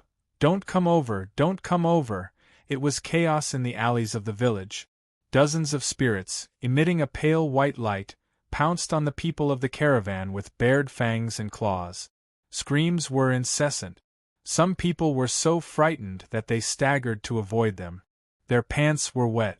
It was unknown whether they peed in their pants or were wet from the rain on the ground. Some unlucky ones were pounced on by the spirits and fell straight to the ground. Their eyes were blank and their bodies could not help but tremble. There were also people who noticed the weakness of the spirit. They held torches and threw them wildly at the spirits. As for the spirits that were hit, they let out a sharp cry and quickly dodged. When Gray and the other four came out of the house with torches in their hands, this was the scene they saw. Help! The 5 of them were blood warriors after all, and were not ordinary people. They had calmed down and quickly went forward to help. A caravan guard who was running away in fear stepped on a pothole. He lost his balance and fell to the ground. Behind him, a spirit chased after him. He crawled backward, but the spirit was getting closer and closer. Crackle, crackle! Just as the spirit was about to pounce on him, he suddenly saw a flash of blue and white light, accompanied by the sound of thunder and lightning. Woo! Then he saw the spirit that was chasing him suddenly break into 2 parts. It let out a sharp scream and then dissipated like fireworks. "Don't come over, don't come over!" A woman in charge of logistics was forced into a corner by the spirits. Her body could not help but tremble. At this moment, a torch appeared and branded the spirit's body like a soldering iron. The spirit screamed and retreated, but the bearded man with the torch chased after it. The torch in his hand continuously branded the spirit's body. The spirit seemed to have melted, and its body became incomplete. Finally, it disappeared completely. The same thing happened again and again. Ordinary attacks were completely ineffective against these specters, but when faced with lightning and flames, which had a suppressive effect on them, they became extremely weak. Not to mention the lightning that was wrapped around Gray's magic sword that could kill a high-ranking blood warrior in one strike, even an ordinary torch could cause a certain amount of damage upon contact. A few more strikes would be enough to kill them all the same. Dozens of spirits were quickly killed by the caravan people and Gray's group who reacted. A head count found that a total of 24 people had died under the attacks of the spirit. Most of these people had died in their sleep. As for the spirits taking over the human bodies that Gray was most worried about, it did not seem to have happened. At least for now, all the people who were alive were acting normal. It did not seem like their bodies had been taken over by an unknown existence. "Thank you, noble masters and ladies, for your help." It seemed that the old man in charge of the caravan was very lucky and did not die. His face was pale and cold sweat broke out on his forehead. He walked over to Gray and the others and thanked them repeatedly. "No need." The purple-haired girl Sophia shook her head and said, "Although we found the spirits and killed them all, it's best that we leave this village as soon as possible." "You're right, my lady." The old man nodded repeatedly and went to give instructions. After burning the corpses of the dead and packing up the tents, the caravan and Gray's group of 5 quickly left the village, as if they were fleeing. After leaving the village, they lit up their lanterns and moved forward. It was not until dawn, when they were far away from the village, that the caravan stopped completely to rest and prepare breakfast. Everyone was still in a state of shock. Such an experience was probably something they would never forget for the rest of their lives. Gray even felt that many of these people must have suffered psychological trauma and were so frightened that they developed mental illnesses. Of course, there were no psychologists in this world. In fact, Gray himself was scared out of his wits. Even though he already had the strength of a ferocious blood warrior, he could not help but be frightened by these mysterious spirits that were ineffective against ordinary attacks. However, he was slightly better than these people. These spirits were not as fast as ordinary beasts in terms of movement speed. The only trouble was that ordinary attacks were ineffective, and people who touched them would not be able to control their bodies. Chapter 157. After breakfast, the caravan continued their journey. When the sun set in the afternoon, they did not seek shelter in a nearby village. Instead, they set up camp in the open. The previous night's stay in an uninhabited village had already made everyone in the caravan nervous. Even if it was an obviously inhabited village, the caravan had no intention of seeking shelter. The caravan set up camp and prepared dinner. Gray left the carriage and walked towards the nearby forest. He wanted to find a secluded place to train. He did not have time to train last night because of the storm. This morning, he did not get enough sleep because of the spirit. Therefore, he did not train. Today, he slept for a few hours in the carriage and finally made up for his lack of sleep. He began his routine blood technique training. Whoosh! As he cultivated the blood technique, wild wind started to blow in the empty space in the forest that he had purposely found. The wind spiraled and blew at the surrounding leaves. From time to time, the fallen leaves would be swept into the wind. In this clearing, an extremely small tornado was formed. A hazy green light gathered and arranged itself in a regular pattern. A green wolf gradually became clear and finally, it was no different from a real squall wolf. Gray was immersed in his training. He seemed to have become a squall wolf that could control the wind. He was hunting, growling, and growing. After more than 40 minutes, the green squall wolf shattered and the green light disappeared. Gray had ended his training. Wiping the sweat from his forehead, Gray returned to the caravan. He wanted to take a bath and then hand his clothes over to the servants of the caravan. After walking for a few minutes, he suddenly discovered a strange light coming from a place in the forest. Raising his eyebrows slightly, Gray carefully groped his way in that direction. When he walked out from under a tree that blocked his line of sight, he could not help but narrow his eyes abruptly. In a spacious clearing in the forest, 4 blood fiends stood some distance apart from each other. Among them, there was a blood fiend that was blue in color and had slender limbs. Its body emitted a mysterious aura. There was also a huge blood fiend with 2 horns on its head and a body that was as thick as a rock. There was also a blood fiend that was dark green in color and had forelimbs that were like 2 large knives. It looked like an enlarged version of a praying mantis. There were also bird-type blood fiends that had orange fur all over their bodies, long legs, and sharp beak. No, this isn't a blood beast.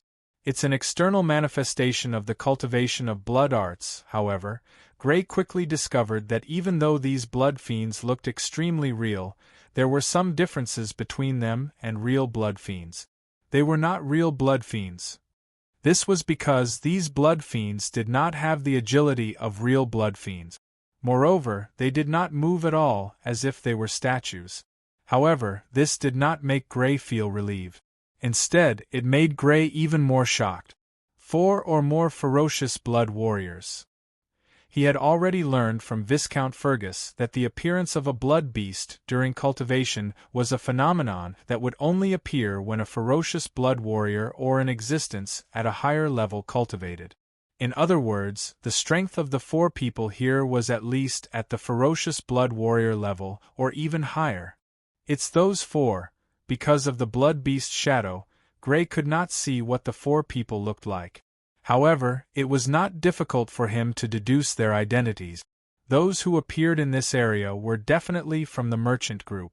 As for the merchant group, he could almost eliminate them. After all, if the merchant group had 4 or more ferocious blood warriors, they would definitely not do such a small business that would only earn them a dozen or so gold coins. Putting everything else aside, if the 4 of them worked together, killing the blood fiends would not be a problem at all. Just killing one blood fiend would net them a profit of thousands of gold coins. This was much more profitable than following the merchant group. Apart from the merchant group, there was only one other answer: the purple-haired girl Sophia and the other 3. Although I felt that Sophia and the other 3 were not weak last night, I did not expect them to be this strong. When he was dealing with the spirit last night, he could clearly feel that the 4 of them were not weak. Of course, he did not know how strong they were. After all, the spirit moved slowly and did not need to be fast. What exactly is Sophia's identity? Among the 4, Sophia, the youngest, was clearly the leader. To be able to enjoy the following and protection of 3 existences who were at least ferocious blood warriors, Sophia's identity was definitely not simple.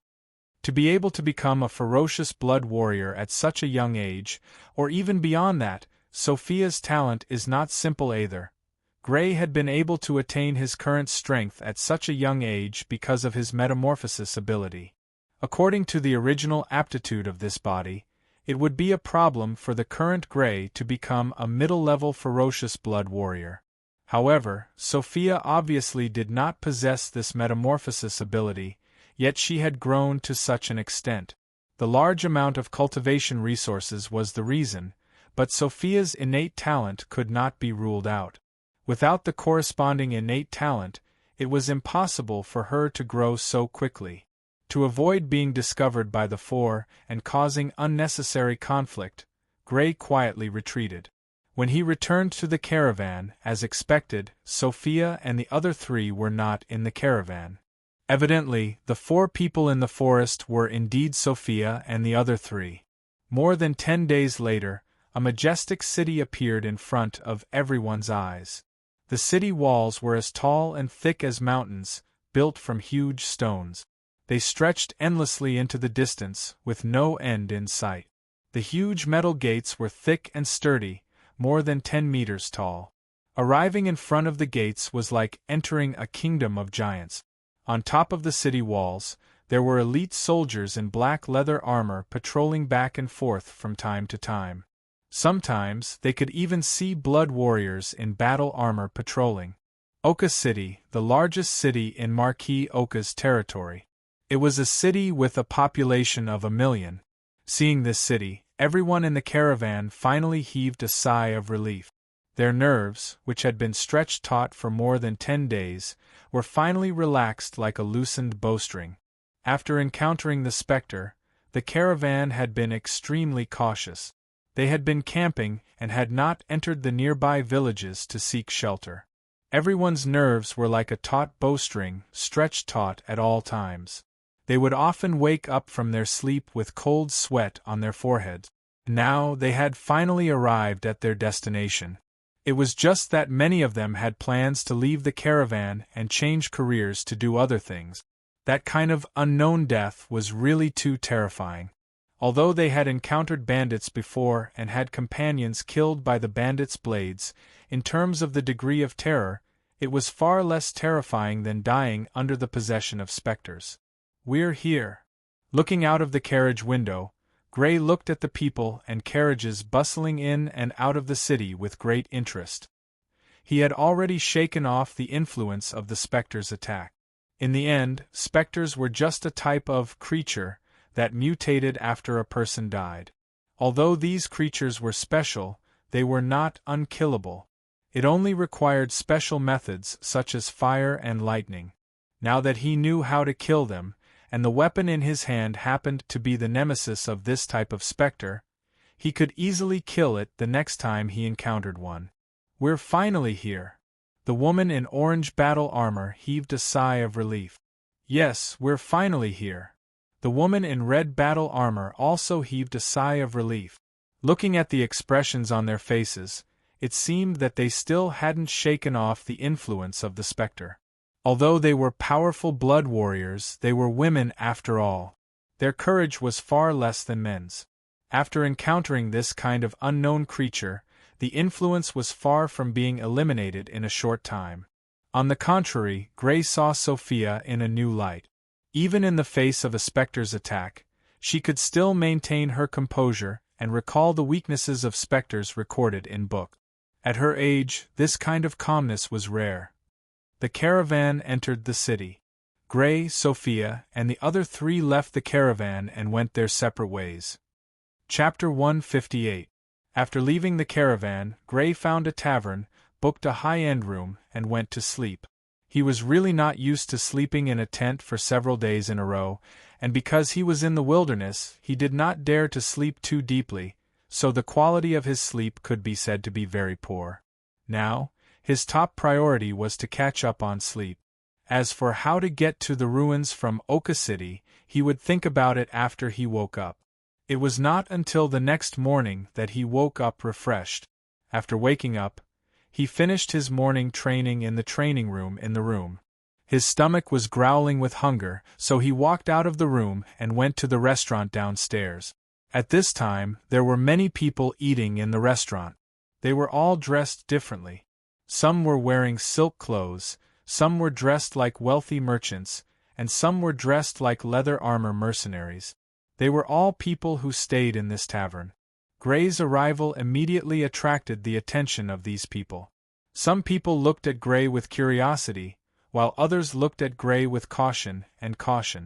Gray's clothes were of high quality, and it could not be bought without a few gold coins. The style was quite aristocratic, so it was obvious that this was a noble young master. But what made them feel strange was that this noble young master in front of them did not have any servants or guards by his side, but was alone. "Young master, what would you like to eat?" A tavern clerk came forward and respectfully handed over the menu, and asked politely. Gray took the menu and looked at it. There were many dishes on it, but what was good could not be judged by the name alone. After all, he had never heard of these names before. He raised his eyebrows and asked, "What is the best food in your tavern?" "Our tavern's dishes are all very good. If you want to talk about the best, it would be stewed with peas and lamb." "Young master, do you want one?" The tavern clerk subconsciously licked his lips and said. When it came to stewed with peas and lamb, he could not help but recall the taste of the stewed with peas and lamb. He was lucky enough to eat it once. The crispy peas, rich soup, and tender lamb meat. That taste, even now, was still unforgettable. It was definitely delicious. He was sure that even the young master in front of him would be full of praise after eating it. Of course, the food was delicious, but it was also very expensive. A serving cost 20 copper coins, but he believed that the young master in front of him was definitely not someone who could not afford it. After working as a waiter in the tavern for so long, he still had a discerning eye. "Then give me 4 servings." Gray nodded. "All right." The waiter's face immediately bloomed into a smile. He didn't even ask about the price before ordering. It seemed that his guess was right. The young master in front of him was indeed a rich man.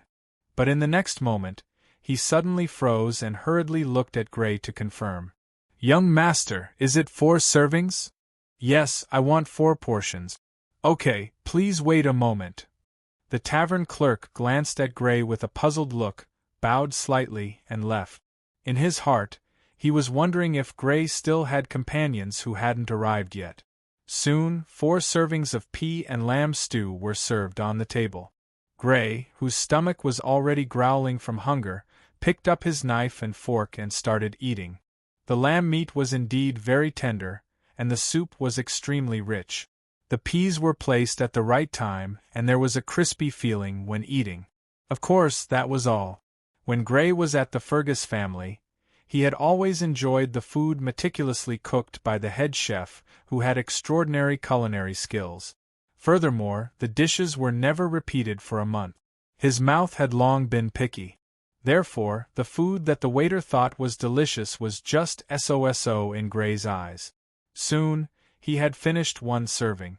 Then, he pushed the plate aside and reached for the other serving.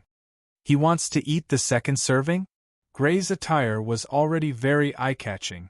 In addition, he had ordered 4 servings on the table by himself. Therefore, there were already people looking in his direction. At first, they thought that Gray had companions. However, even after Gray had eaten for a long time, there were still no companions. They were basically certain that Gray was alone. The portion of pea and lamb stew was quite large. Under normal circumstances, it would be enough for even an adult. So why did he order 4 servings? They couldn't help but guess Gray's intentions. In the end, they came to an acceptable conclusion. This noble young master had too much money to spend. He liked to eat one and throw away 3 servings. Therefore, when Gray was about to eat the second serving, the expressions in these people's eyes couldn't help but be slightly surprised. This young master's appetite wasn't bad. He could actually finish 1 serving and eat a second serving. The 3rd serving? The 4th serving? However, as Gray began to eat the 3rd and 4th serving, the surprise in these people's eyes slowly turned into astonishment. This young master has such a big appetite? This eating is too much, isn't it? This is a gluttonous monster. Possessed, right? If the person in front of them was a burly man, they might be able to reluctantly accept it. However, Gray was the type that leaned towards the lean and lean type. He was obviously not burly at all. This was too surprising. Of course, although they were surprised, these people didn't ridicule Gray. What a joke. Gray's clothes clearly showed that he was either rich or respectable. Obviously, he wasn't someone they could afford to offend. Gray naturally noticed the strange looks these people gave him. However, these people didn't ridicule him. He couldn't be bothered to pay attention to them. In fact, after following the caravan for more than 10 days, he was already used to such looks. After breakfast, returning to the hotel room, Gray took out the map of Marquis Oka's territory and the map of the ruins. He spread them out on the table and began to consider his next itinerary. The ruins are located at this location in the Jade Sea Forest. From the map, the place closest to the ruins is here. Comparing the 2 maps, he quickly found the place closest to the Imperial Ruins in Marquis Oka's territory. This was a small town called Usnea Town. Judging from the geographical location, this town was the closest place to the Imperial Ruins in the Jade Sea Forest. It will take about 3 to 4 days to get to Usnea Town. How do I get there? Gray couldn't help but think about how to get to this place called Usnea Town. Gray's first thought was to take the caravan in that direction. After all, this was the most convenient way. However, in the end, he shook his head. These 10 days of traveling with the caravan, although it did save him a lot of trouble, it also made him see the disadvantages of traveling with the caravan. First of all, traveling with the caravan, it was difficult to find a suitable place to train. After all, it couldn't be seen by the people of the caravan, and it couldn't be too far away from the caravan. Such a place was not easy to find.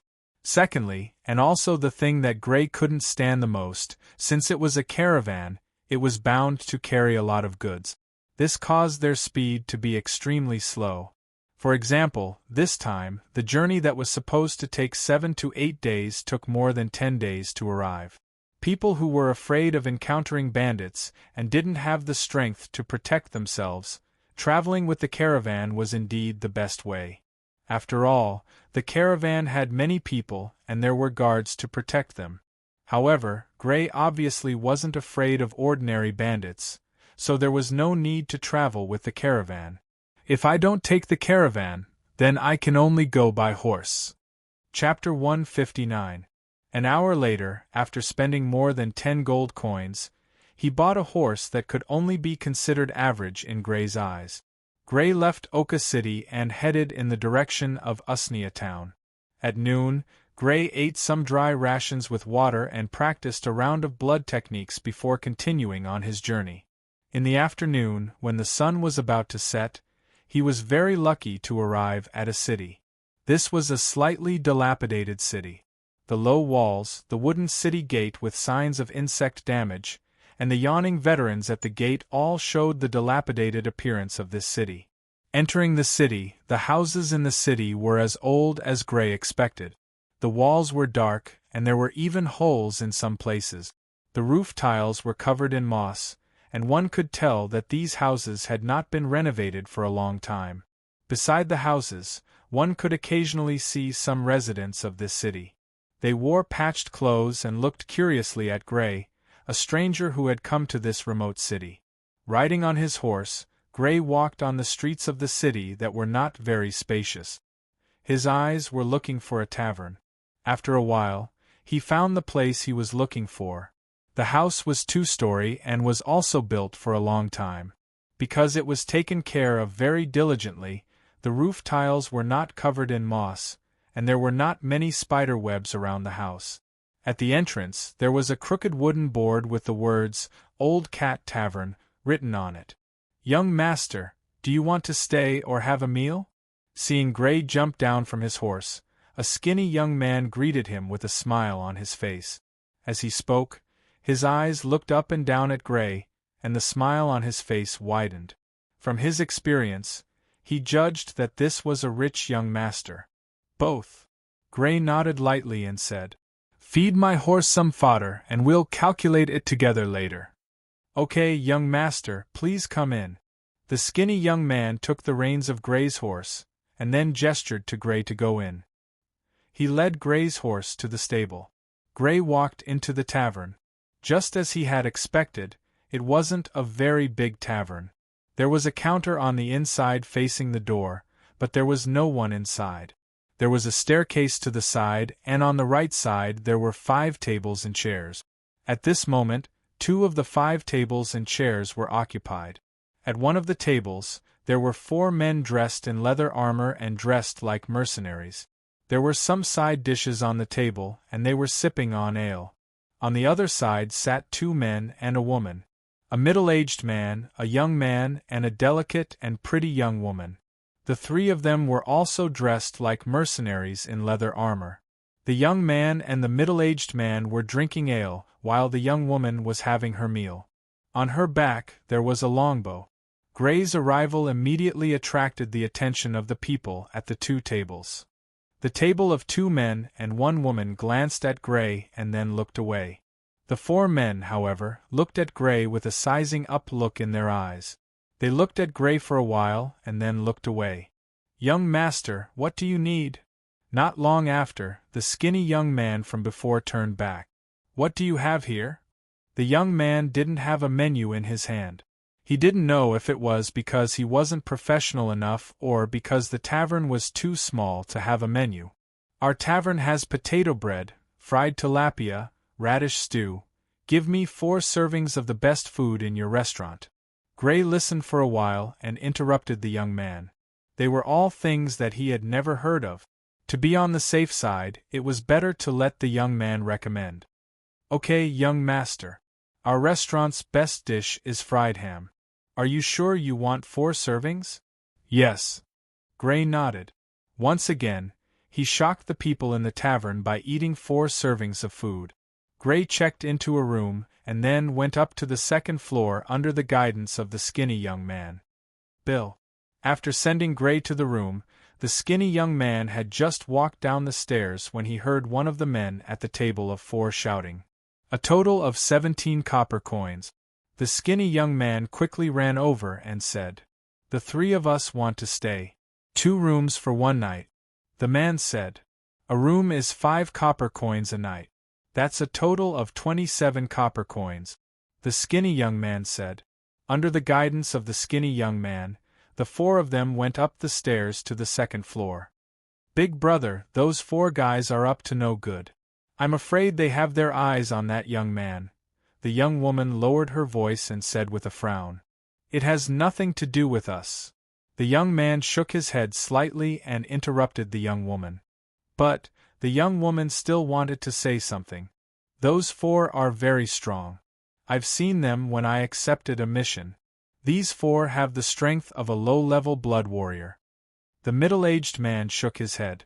"If we really get into a conflict with them, it will only be disadvantageous to us." "The 4 of them have the strength of a low-level blood warrior?" The young woman's eyes widened. Fear appeared on her face, and she no longer mentioned the previous matter. Among the 3 of them, only the middle-aged man had the strength of a low-level blood warrior. Although her big brother was close to the strength of a low-level blood warrior, he was still a little off. As for herself, the gap between her and a low-level blood warrior was even greater. The reason she became a mercenary was that she was good at archery and tracking. With this kind of strength, if they got into a conflict with those 4 people, they would definitely be at a disadvantage. Her current thought was to get as far away as possible. As for that young man, although she sympathized with him, there was nothing she could do. She could not possibly get into a conflict with those 4 people just to protect that young man, right? "But we've already booked a room. What should we do?" However, she immediately remembered that they had already booked a room and even put their luggage in the room. The middle-aged man frowned slightly and said, "Those 4 guys have their eyes on that young man. They probably won't care about us, but we still have to be careful tonight." In the dead of night, the purple crescent moon in the sky shone into the corridor through the window on the 2nd floor of the hotel, dyeing the corridor a hazy purple. Creak. 2 soft sounds of the door opening could be heard. 2 heads poked out from each of the 2 adjacent rooms. The 2 sides looked at each other and then slowly walked out of the room. Without making the slightest sound, they tiptoed toward the end of the corridor. At the end of the corridor, near the window, there was the best room in the entire hotel. This room was rarely occupied, but there was someone staying in it today, and this person was Gray.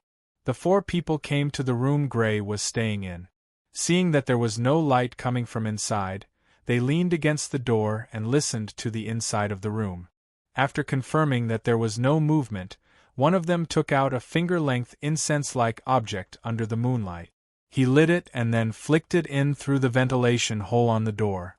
This was a kind of knockout incense that they had spent a lot of money to purchase.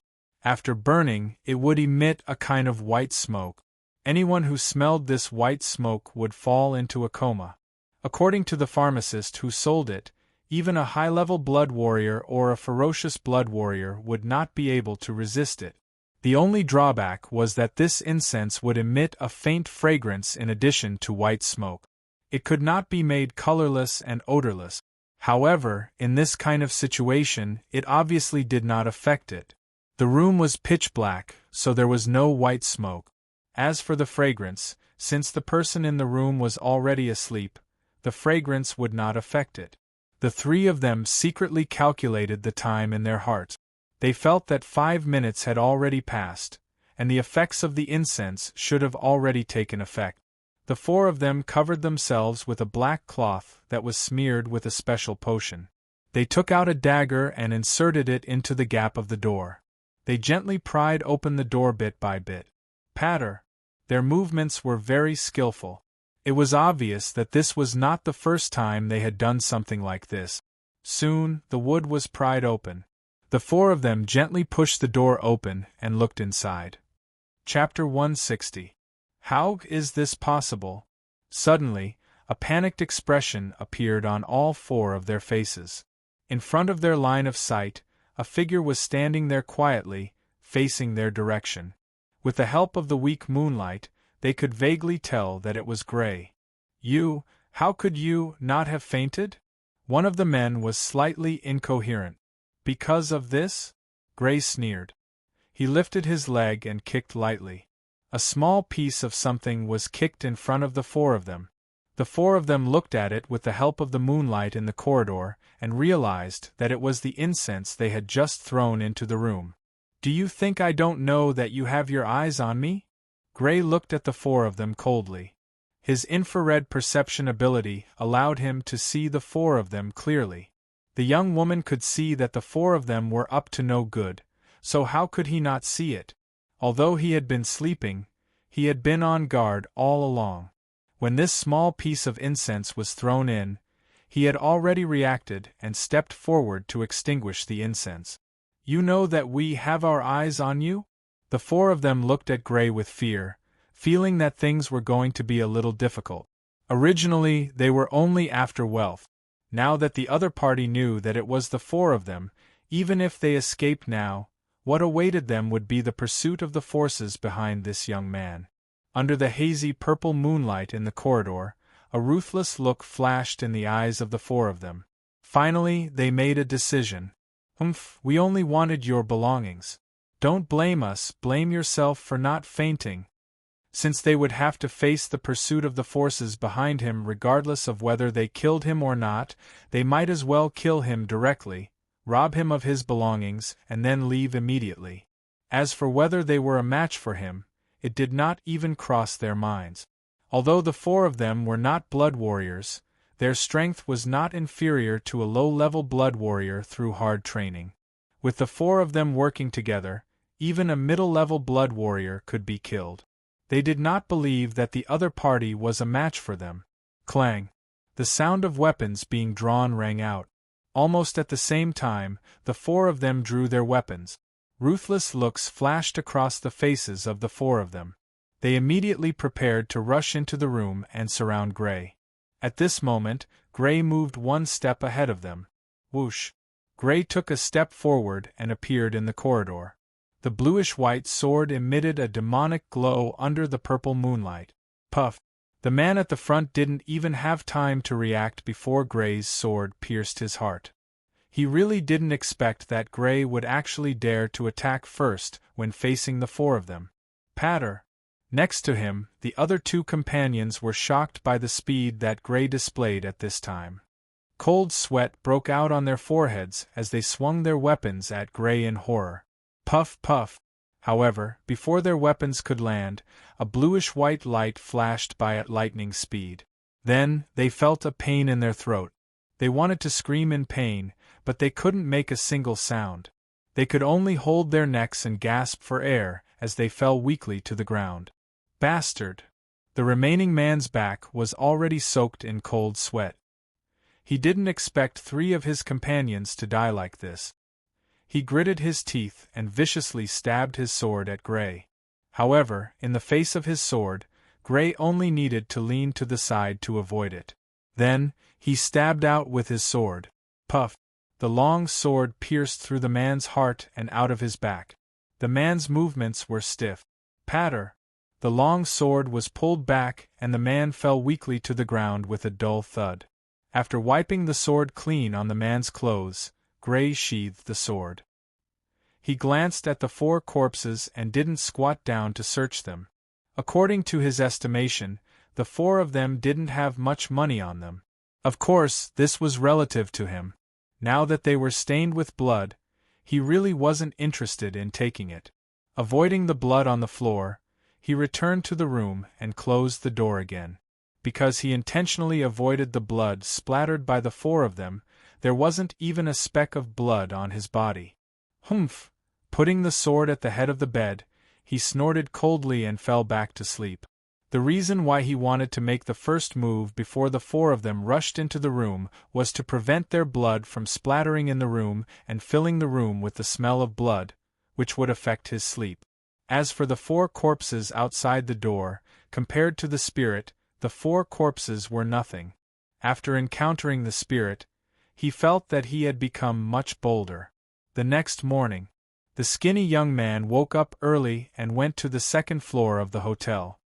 His daily morning work began with mopping the floor. He usually mopped from the second floor to the ground floor. When he came to the second floor, he couldn't help but look at the corridor by the window. There lived a very strange young master with a terrifying appetite. Last night, he ate 4 servings. Ah! The next moment, he let out a scream of horror. At the end of the corridor, by the window, 4 people were lying there stiffly. The ground around them was covered with dried blood. There was no doubt that the 4 of them were dead. He ran downstairs in a panic and informed the tavern owner, who was also the chef. Not long after, an old man in his 50s accompanied him to the 4 corpses. The two of them looked at the 4 corpses in front of them, their faces full of panic. After all, they were ordinary people, suddenly encountering people being killed in their tavern, and the people who were killed were people who stayed in their tavern. The two of them couldn't help but feel awkward. For a moment, they didn't know what to do. Creak. At this moment, the doors of the other 2 rooms were opened. The 3 mercenaries from last night, 2 men and 1 woman, walked out of the rooms. In fact, they had already heard the commotion last night, but they didn't open the door to check. If they did, it was likely that they would be involved in unnecessary trouble, so they pretended not to know. The 3 of them came to the corpses. Their eyes swept over the corpses, and their pupils shrank. Killed in 1 blow. The wounds on the 4 of them were either at the throat or the chest where the heart was. All of them were vital parts of the body, and they were killed in 1 blow. Obviously, the strength of the person who killed them far surpassed the 4 of them. What shocked them even more was that the 4 people here were not ordinary people. The 4 of them had the strength of a low-level blood warrior, but even so, they were still killed in 1 blow. Moreover, the 4 of them were together. How strong was the person who killed them? Middle-level blood warrior or upper-level blood warrior? The young woman's eyes were filled with horror. She naturally knew who the 4 of them were targeting, so it went without saying who the person who killed the 4 of them was. It was hard to imagine that such a young man could easily kill 4 people who were comparable to low-level blood warriors. How strong was this young man? To think that she had worried about him yesterday. She had worried for nothing. The middle-aged man and the young man's eyes were filled with intense fear. If the young man could kill the 4 of them so easily, it would be even easier for him to deal with them. After all, among the 3 of them, there was only one who had the strength of a low-level blood warrior. Creak. Suddenly, the sound of the door opening sounded, and Gray appeared at the doorway. The young woman, young man, and middle-aged man almost subconsciously took a few steps back, looking at Gray with fear. On the contrary, the tavern owner and the skinny young man didn't know that the person who killed them was Gray. They continued to look at the 4 corpses with distressed and pale faces.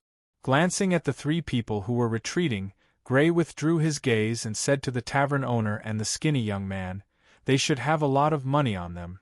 The 4 of them should have quite a bit of money on them. Let's just take it as payment for collecting their corpses." "Aha!"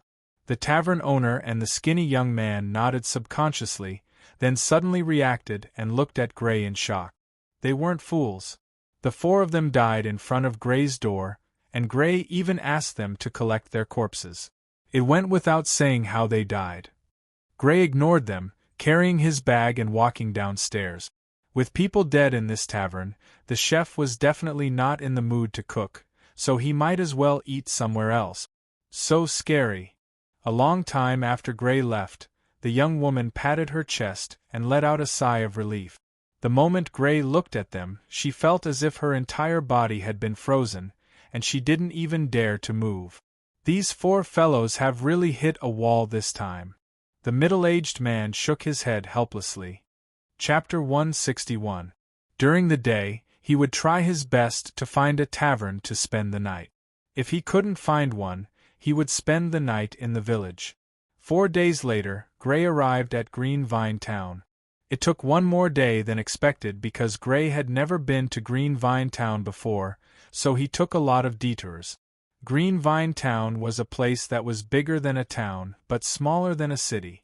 It had a population of 8,000. Riding into Green Vine Town, Gray casually looked around the town. After a while, he couldn't help but frown. Why are there so many mercenaries? As one of the towns near the Jade Sea Forest, it was normal for mercenaries to come here to hunt wild beasts and obtain their fur. But at this moment there were people dressed like mercenaries everywhere. Moreover, he even saw a few people wearing battle armor. This was quite abnormal. Normal mercenaries hunting wild beasts and selling their fur was normal, but why were blood warriors here? With the money earned from hunting wild beasts, even if they worked hard for a few years, they might not be able to afford their battle armor. In terms of efficiency, hunting wild beasts was very inefficient. With doubts in his heart, Gray continued to wander around the town. Finally, he walked into a tavern that seemed to be of good quality. Giving the horse to the waiter to feed, Gray walked into the tavern. As soon as he entered the tavern, there was a lot of noise. The sound of drinking got louder and louder. Gray looked over and found that they were all mercenaries wearing leather armor. They were in groups of 3 to 5, occupying a table, ordering a few dishes, holding a low-quality ale in their hands, drinking and blowing. Many people's faces were red, obviously drunk. But even so, Gray's entrance still attracted the attention of these people. After all, Gray's attire was out of place in the tavern full of mercenaries. This attire, he's a noble young master? A noble young master. Why did he come here? And he doesn't seem to have any guards. Many mercenaries looked at Gray curiously. What? This set of clothes is definitely high-end goods. I'm afraid it's worth this much? An old mercenary who had seen much of the world stared at Gray's clothes and extended 5 fingers. 50 silver coins? So expensive? Hearing his words, a young mercenary beside him was shocked. They were low-level mercenaries who hunted wild beasts. Even in a year, they could not earn more than a few dozen silver coins. Yet, the clothes on the noble young master in front of him were actually worth 50 silver coins. His eyes were filled with envy. Bah, 50 silver coins? Little ham, you're too inexperienced, aren't you? 5 gold coins, and it's at least. The middle-aged mercenary put away 4 of his fingers, leaving only his index finger, and waved it in front of the young mercenary. What, 5 gold coins, this, the young mercenary stuttered. With their current income, it would take them at least 10 years to earn 5 gold coins. Yet, the clothes on the noble young master in front of them were worth this much. In other words, the money they earned in 10 years was only enough to buy a set of clothes for this young master, and it might not even be enough. For a moment, his heart was filled with shock, envy, jealousy, and all sorts of emotions. A noble young master who ran away from home without any guards? Among the gazes that looked at Gray, besides curiosity and shock, there was also another kind of gaze. That was a gaze of greed, and there were quite a few of them. Indeed, nobles had great power.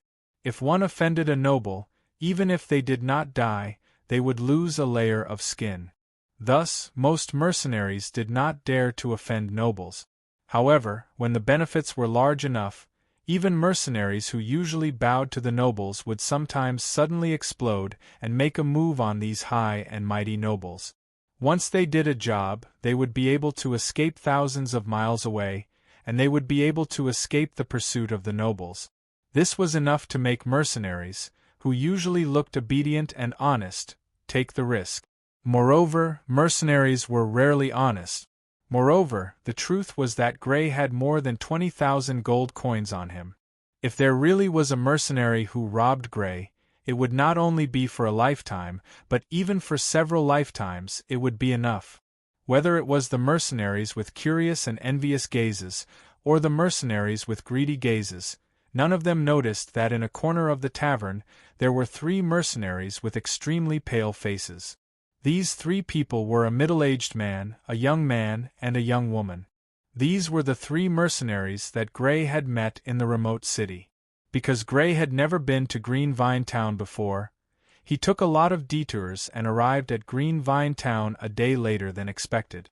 As a result, the 3 people who were supposed to be behind him reached Green Vine Town before him. These guys are looking for death. The young man glanced at the tables of greedy mercenaries as if he was looking at dead people and shook his head secretly. Why did he come to Green Vine Town? The young woman, on the other hand, was curious. I'm not sure. He will probably stay in this tavern tonight. Let's quickly leave after we finish eating. The middle-aged man said in a deep voice. He could already imagine what was going to happen in the tavern tonight. Now, he wanted to hide as far away as possible. It seems that I really need to change into a normal set of clothes. Feeling the greedy gazes, Gray felt helpless. He was not afraid of these mercenaries, but that did not mean that he was willing to be harassed by a group of fish that smelled blood. He glanced around the tavern and finally found an empty table to sit down. "Young master, what would you like to order?" A tavern clerk came forward and handed over the menu and respectfully asked. Gray waved his hand and stopped the clerk from handing over the menu. "Give me 4 servings of your best dishes," Wang Yao said. "Okay." The tavern clerk looked at Gray doubtfully. He did not understand why Gray wanted to order 4 dishes, but he quickly nodded.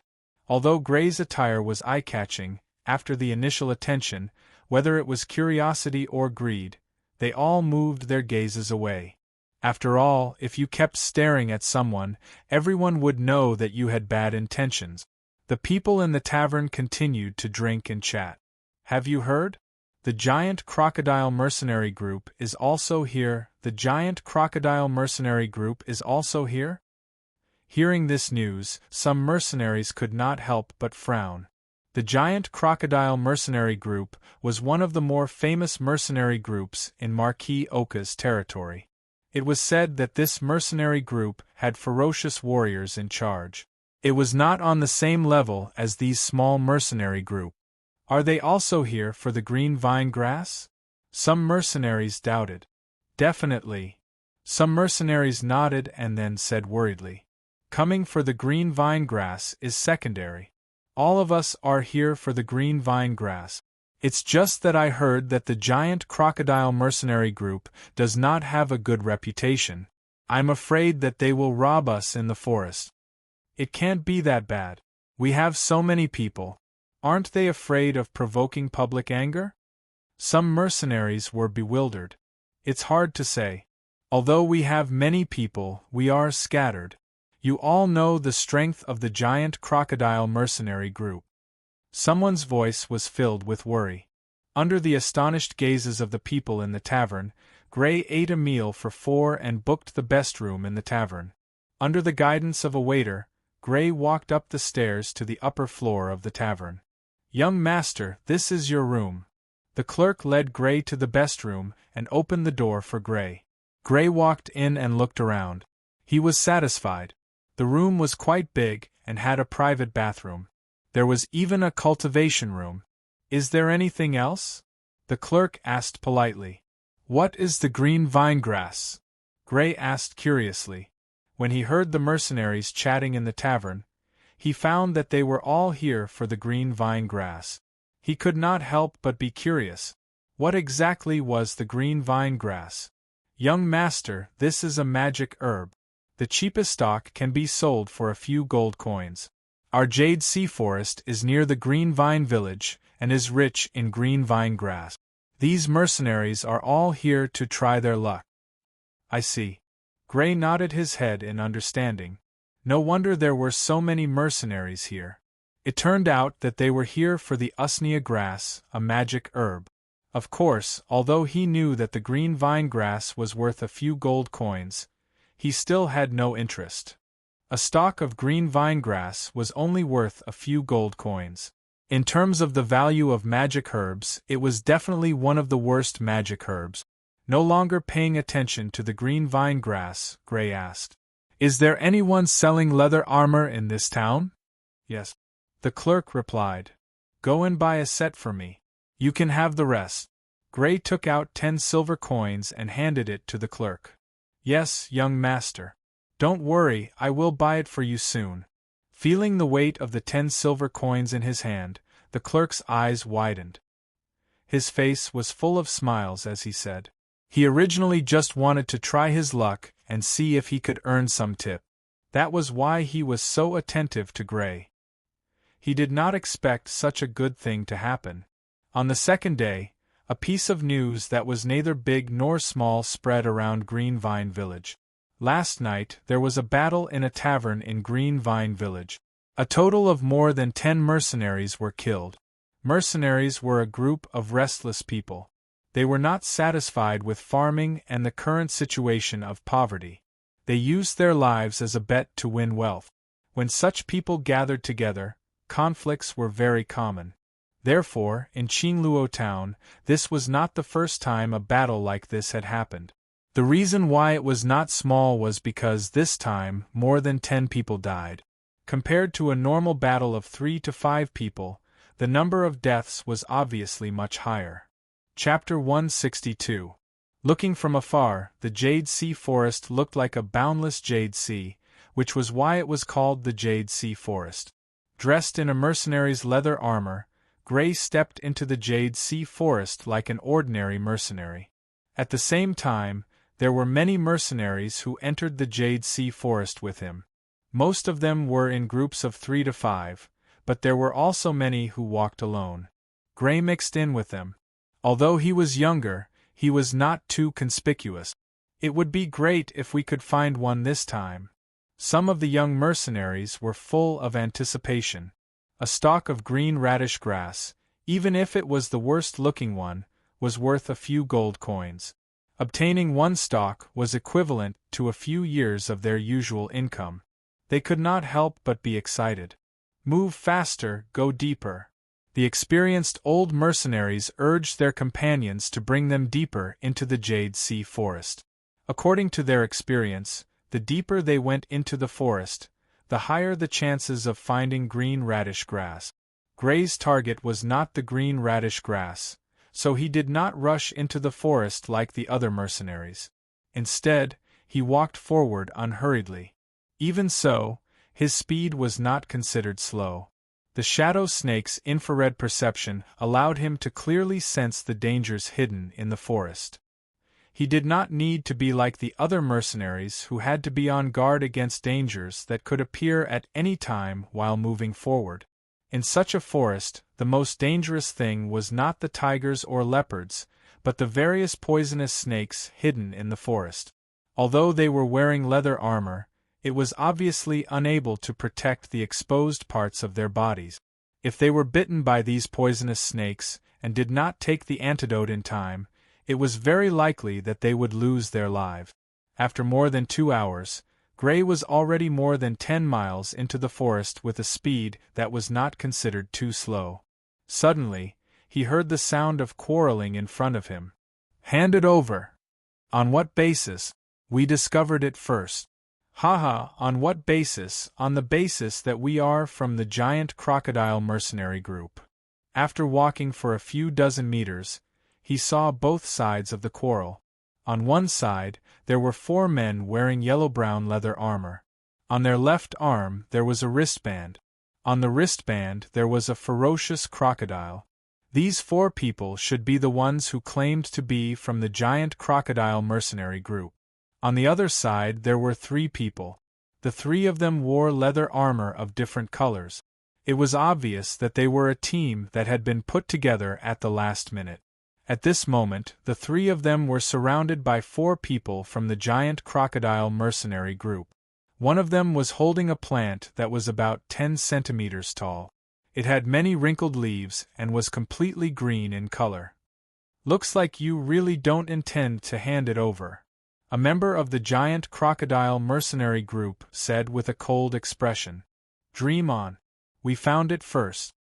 Although they were surrounded by 4 people and the situation was very unfavorable for them, the 3 mercenaries did not have the slightest intention of surrendering.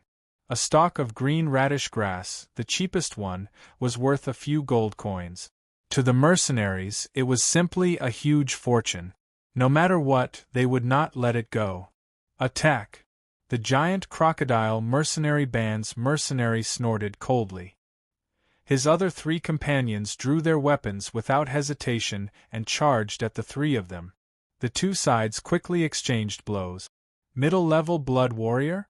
Are you a blood warrior? Let us go, we're willing to hand it over, humph now?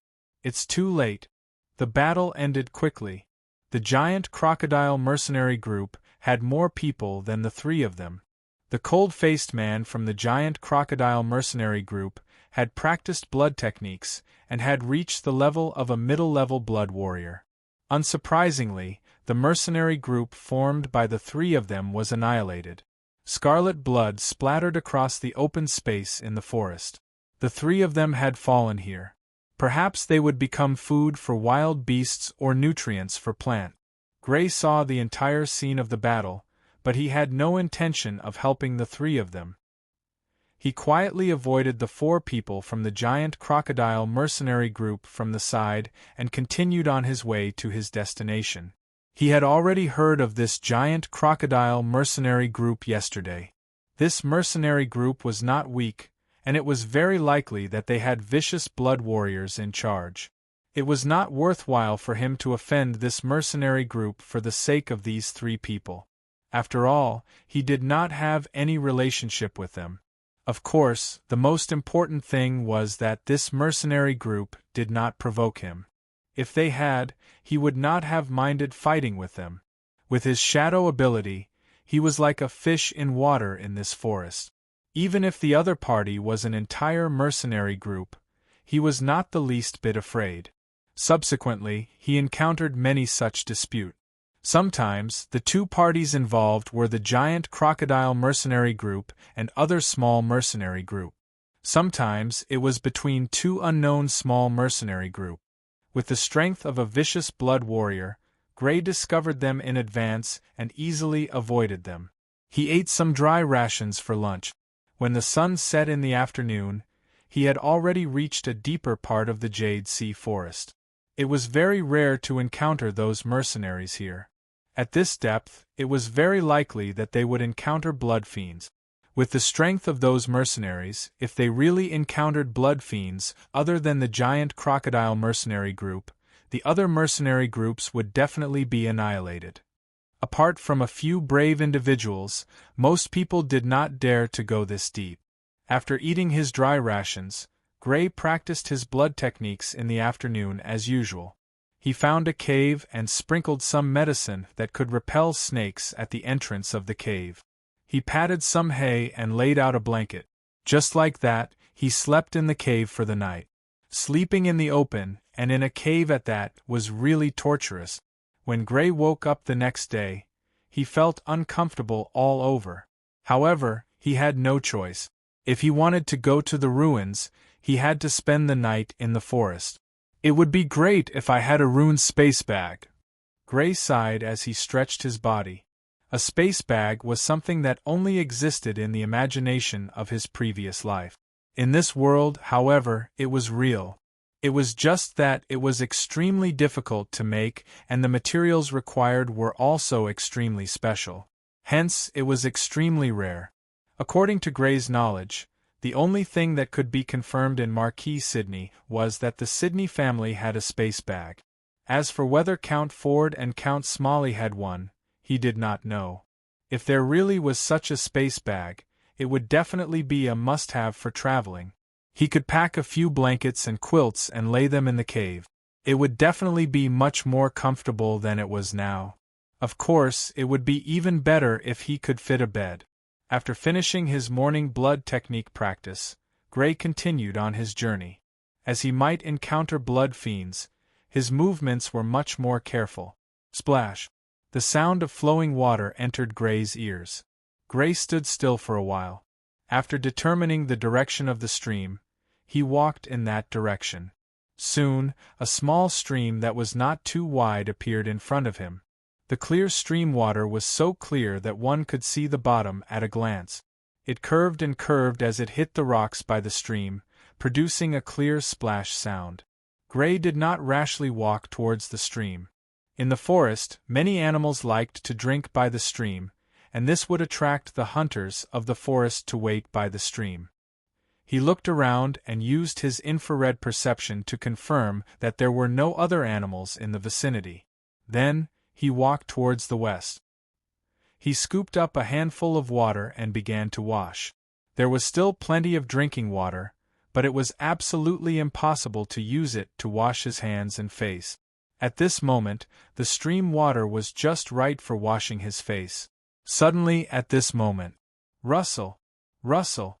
In the forest behind him, the leaves suddenly shook violently. Then, a huge creature covered in green fur suddenly rushed out and pounced towards him. What's going on? Feeling the huge movement behind him, Gray's expression changed. Just now, He had used his infrared perception to check the surroundings. There shouldn't be any animals in the vicinity. He did not even have time to stand up. He rolled on the ground and rolled to the side. Splash!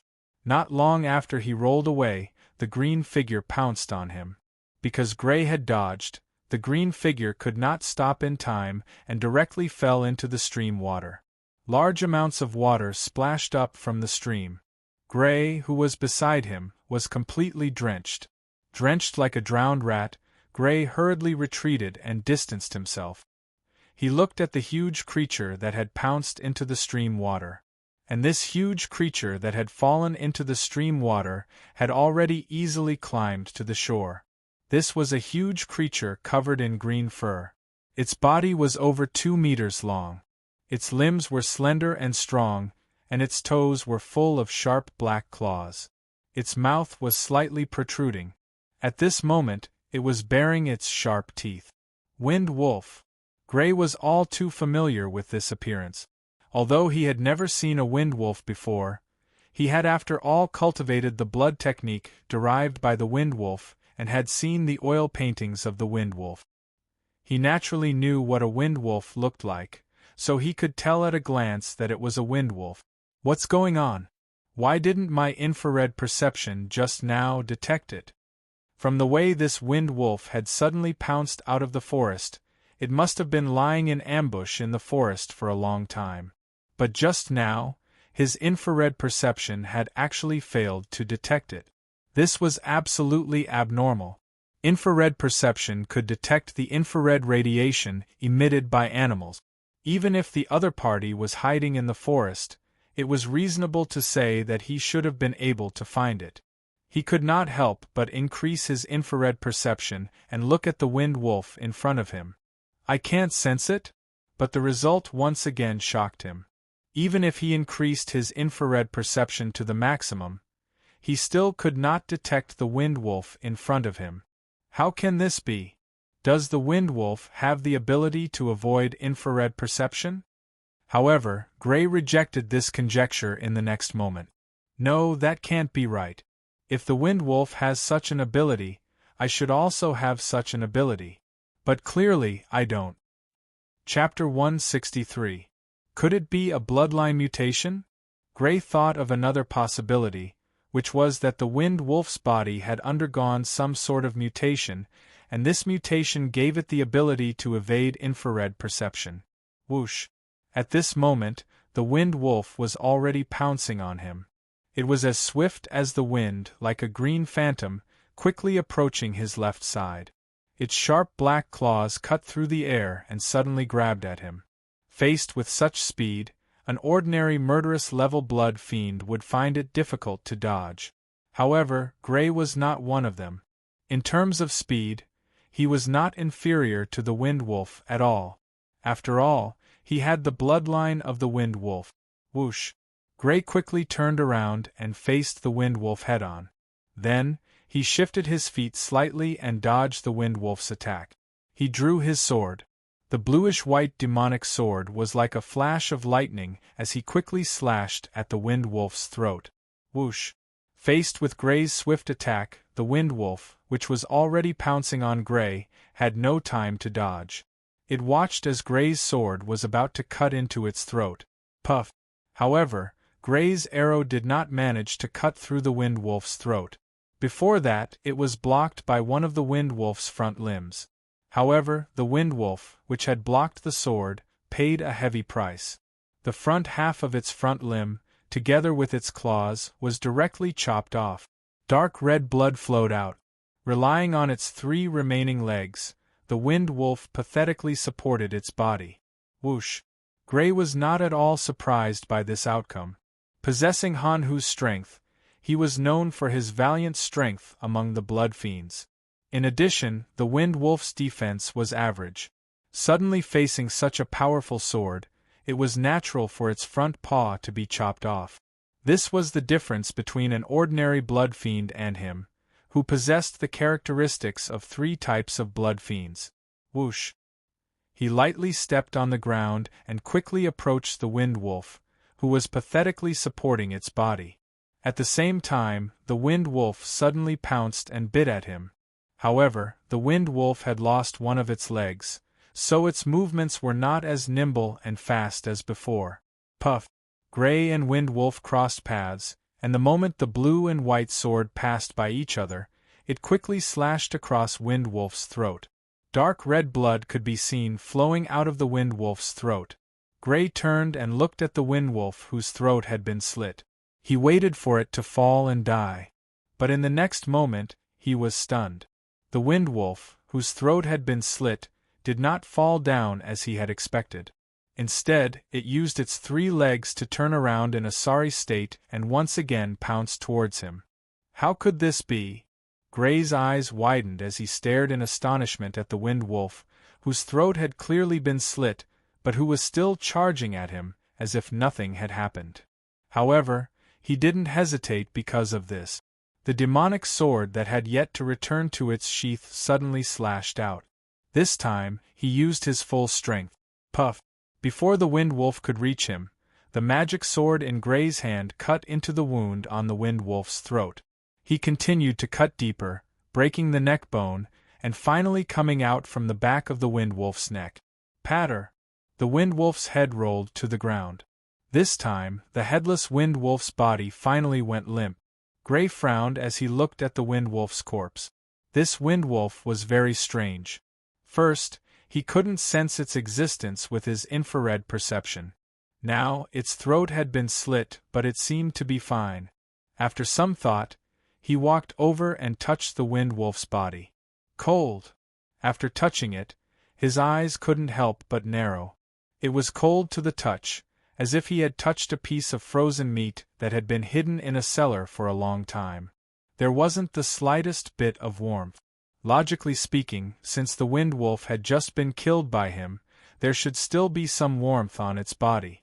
Its body is ice cold, like a corpse that has been dead for a long time. It didn't die even after having its throat slit. Gray frowned. Holding the demonic sword that had yet to return to its sheath, he began to cut open the Wind Wolf's stomach. He didn't collect the Wind Wolf's blood because he didn't have a rune pouch. Even if he did, he wouldn't dare to take the Wind Wolf's blood, which was obviously strange. The Wind Wolf's chest was cut open, but he didn't see any abnormalities. The Wind Wolf's abdomen was cut open, but he didn't see any abnormalities. The internal organs were cut open, but Gray didn't find anything strange either. After some thought, Gray walked over to the Wind Wolf's head that had fallen and quickly chopped at it with his sword. Bang! The Wind Wolf's head was split open. Not only that, but a deep crack appeared on the ground. Gray looked at the Wind Wolf's head that had been split in 2. In the next moment, his eyes couldn't help but widen. This is? In the Wind Wolf's tofu-like white brain, there was something that clearly didn't belong to a Wind Wolf. As the Wind Wolf's brain flowed out, this thing also fell out of the Wind Wolf's brain with a thud. It was a black ball of meat the size of an infant's fist. There were many long tentacle-like things on its surface, like the roots of a tree. It had been implanted into the Wind Wolf's brain. The Wind Wolf might have died a long time ago. The reason it can still move is probably because of this thing.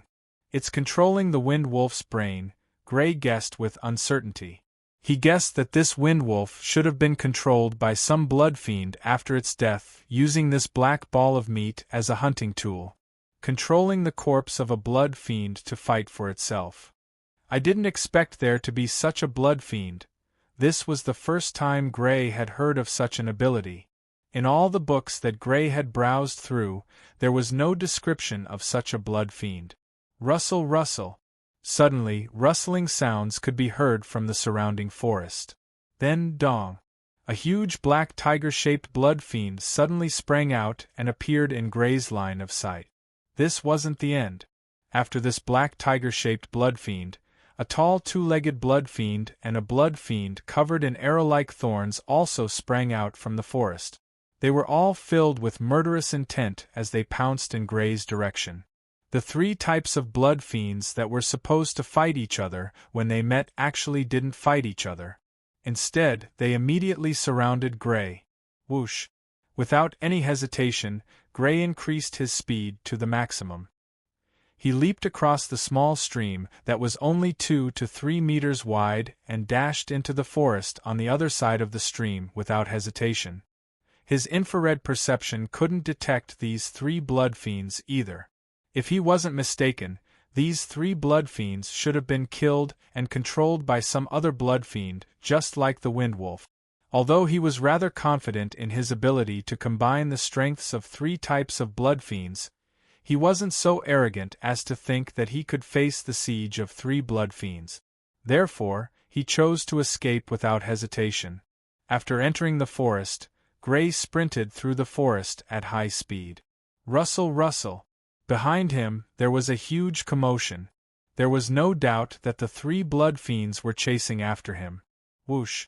Relying on the wind wolf's speed, Gray widened the distance between him and the 3 blood fiends. Finally, he escaped from their line of sight. Then, without hesitation, he came to the shadow of a tree that was so wide that it would take several people to wrap their arms around it and use the shadow ability of the blood fiends. His body was shrouded in a black shadow. Then, his entire body merged with the shadow of the tree and became one with it. Just as he finished doing all this, the 3 blood fiends rushed over at lightning speed. They swept past the giant tree and ran forward. He continued to hide in the shadows, not moving an inch. Not long after, the 3 blood fiends, who had lost their target, turned back and looked around in confusion. However, they couldn't find Gray hiding in the shadows. In the end, they could only leave. At this point, Gray raised his eyebrows and walked out of the shadow of the tree. He looked in the direction that the 3 blood fiends had left in with lingering fear. Fortunately, he had run quickly. Otherwise, he would have been in real danger if he had been surrounded by the 3 blood fiends. The ability to control the corpses of the blood fiends, Gray closed his eyes. He was a little tempted by the ability of the blood fiends that could control the corpses of the blood fiend. This ability was really too powerful. If he could obtain the blood of this blood fiend and obtain the ability of this blood fiend, wouldn't it mean that he could also have an army of blood fiends? Imagine if you were facing an enemy, and you just waved your hand and dozens of blood fiends suddenly pounced out. The enemy would probably be frightened to the point of collapse. Should I follow it? However, it would be extremely difficult to kill this blood fiend and obtain its blood. Since it could control the blood fiends, there would definitely be many blood fiends around it. Once he attacked this blood fiend, he would definitely be surrounded and attacked by these blood fiends. Although he had the shadow ability and had the opportunity to sneak up to this blood fiend and attack it, he was confident that he would not be able to kill it in one hit. However, he did not dare to guarantee that he would be able to kill them in one strike. If he could not kill them in one strike, what awaited him would be the siege of a large number of blood fiends. Moreover, even if I could kill it in one hit, what if the corpses of the blood fiends could still move after this blood fiend's death? Under normal circumstances, if the blood fiend controlling the corpses of the blood fiends died, the corpses of the blood fiends should not be able to move normally. However, it was better to be safe than sorry. After all, he had never encountered this type of blood fiend before and did not have the slightest understanding of it. Most importantly, he only had one life and could not afford to make any mistake. After thinking for a while, Gray finally decided to follow and take a look. Chapter 164. Beside the stream. A sika deer looked around cautiously before taking a few steps forward. It slowly approached the stream and lowered its head to lick the water. Rustle, rustle. At this moment, a pitch-black tiger-shaped blood fiend abruptly darted out and appeared beside the spotted deer in a single leap. Because of its huge weight, the ground beside the stream seemed to tremble slightly in an instant. The sika deer wanted to flee in fear when a huge creature suddenly appeared beside it. However, the pitch-black tiger-shaped blood fiend stretched out its front paw and slapped down like an iron hammer. Crack! The sika deer's head was bent at an abnormal angle from the slap. Its body rolled a few times and fell beside the stream. The black tiger lowered its head, picked it up, and headed in a certain direction. Not long after it left, a figure appeared from the shadow of a tree and quickly followed it. This person was Gray. He guessed that the black tiger was hunting for the blood fiend that could control the blood fiend's corpses. Therefore, as long as he followed the black tiger, he should be able to find the blood fiend that could control the blood fiend's corpses. Following behind the giant black tiger, they passed through the dense forest and walked for about 10 minutes. Suddenly, Gray flashed and hid in the shadow of a tree. The moment he hid in the shadow, a yellow-haired blood fiend suddenly appeared. This blood fiend's limbs were slender and strong. It had sharp teeth protruding from its lips and a sharp horn on its head. Just from its appearance, one could feel that this blood fiend was not to be trifled with. It walked towards the tree Gray was hiding in and got closer and closer to Gray. Gray's hand was on the hilt of his sword as he watched the blood fiend nervously. If the blood fiend made any strange movements, he would immediately take action and attack it first. Finally, the blood fiend was close to Gray, less than 3 meters away. Gray held his breath, afraid that the blood fiend would hear his breathing. Fortunately, the blood fiend did not notice him and walked past the tree he was hiding in with its back facing him. He considered whether or not to launch a sneak attack. From this angle, he was confident that he could hit the opponent's vital points before the opponent could react. However, in the end, he restrained himself. He did not want to alert the enemy. Gray only walked out of the shadow of the tree when the yellow-haired blood fiend could no longer be seen. He wanted to look for the black tiger, but he found that the black tiger was nowhere to be found. However, he didn't think much of it and continued to lurk in the direction where he last saw the giant black tiger. According to his estimation, he should be very close to where the blood fiend was. This was because the yellow-furred blood fiend that had just passed by was also a blood fiend that couldn't be detected by infrared perception. In other words, it was also a blood fiend's corpse. Since he was able to encounter other blood fiend corpses that were being manipulated, the blood fiend's nest should not be far away. Sure enough, after a few minutes, he found his target. 8 blood fiends were lazily lying in an open space in a forest that was overgrown with weeds. They were enjoying the not-so-hot autumn sunshine. Among them was a tiger-shaped blood fiend with black fur all over its body. There were also blood fiends with purple spots all over their bodies. There was also a blood fiend covered in yellow scales. From afar, it looked like a huge rock. Gray's gaze immediately fell on a blood fiend that was surrounded by the other blood fiends. This was an ape-shaped blood fiend with a height of more than 2 meters. It was obviously smaller than the steel-armed ape that Gray had hunted before. In addition, the fur on its body was not black. Instead, it was white without any pigmentation. It looked like the fur on a moldy corpse. It was deathly white. The reason why Gray had noticed it immediately was because this blood fiend was currently feasting, and what it was eating was the cicadeer that the black tiger-shaped blood fiend had just taken away. It's alive. Although it looked more like a corpse than the other blood fiends, when Gray's infrared perception probed the other party, he was surprised to find that the other party could be detected by his infrared perception. Obviously, this was a living blood fiend. This blood fiend should be the one that has the ability to control corpses. Gray had already checked the other 7 blood fiends. They were merely corpses. Obviously, the one that had the ability to control corpses should be this ape-shaped blood fiend. There are actually 7 blood fiends protecting it. Should I make a move? Looking at the ape-shaped blood fiend, Gray frowned. The ability to control corpses was undeniably powerful. If he could get his hands on it, his strength would definitely increase greatly. However, it was also very risky. It was extremely difficult to assassinate a blood fiend while it was under the protection of 7 blood fiends. If he failed and the other blood fiends were still able to move after he killed it, he would be in danger. Let's try it once. If it doesn't work, I'll escape immediately. In the end, Gray decided to give it a try. He had the shadow ability. If it was nighttime, even if there were many blood fiends protecting it, it was entirely possible for him to sneak up on this blood fiend.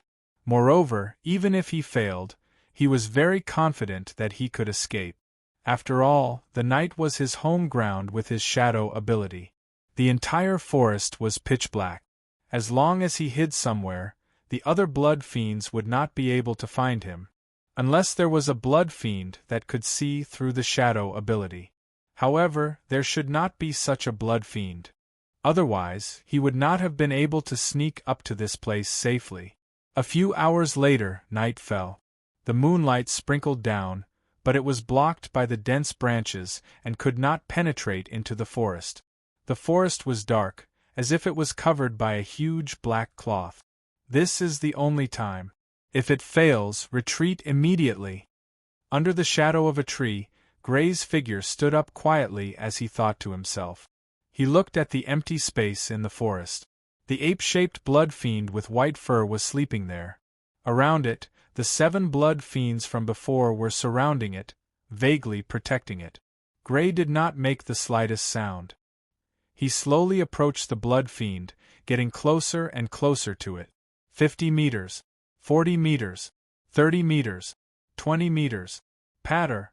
At this moment, one of the blood fiends suddenly stood up and sniffed with its nose. It seemed to have discovered something, but was not sure. I can't go any closer. Gray knew that the scent on his body must have attracted the blood fiend's attention. Although his shadow ability could hide his body and allow him to blend into the shadows, it could not hide his scent. It seems that I have to make my move here. Taking a deep breath, Gray began to secretly mobilize the blood force in his body. The next moment, he used the blood fiend ability, Ice Wind Blade. In the calm forest, a sudden gust of wind whistled. Then, a slightly sparkling green wind blade appeared and quickly slashed at the sleeping ape-shaped blood fiend. Swish! The distance of 20 meters was too short. The ape-shaped blood fiend, which had sensed the movement, merely raised its head.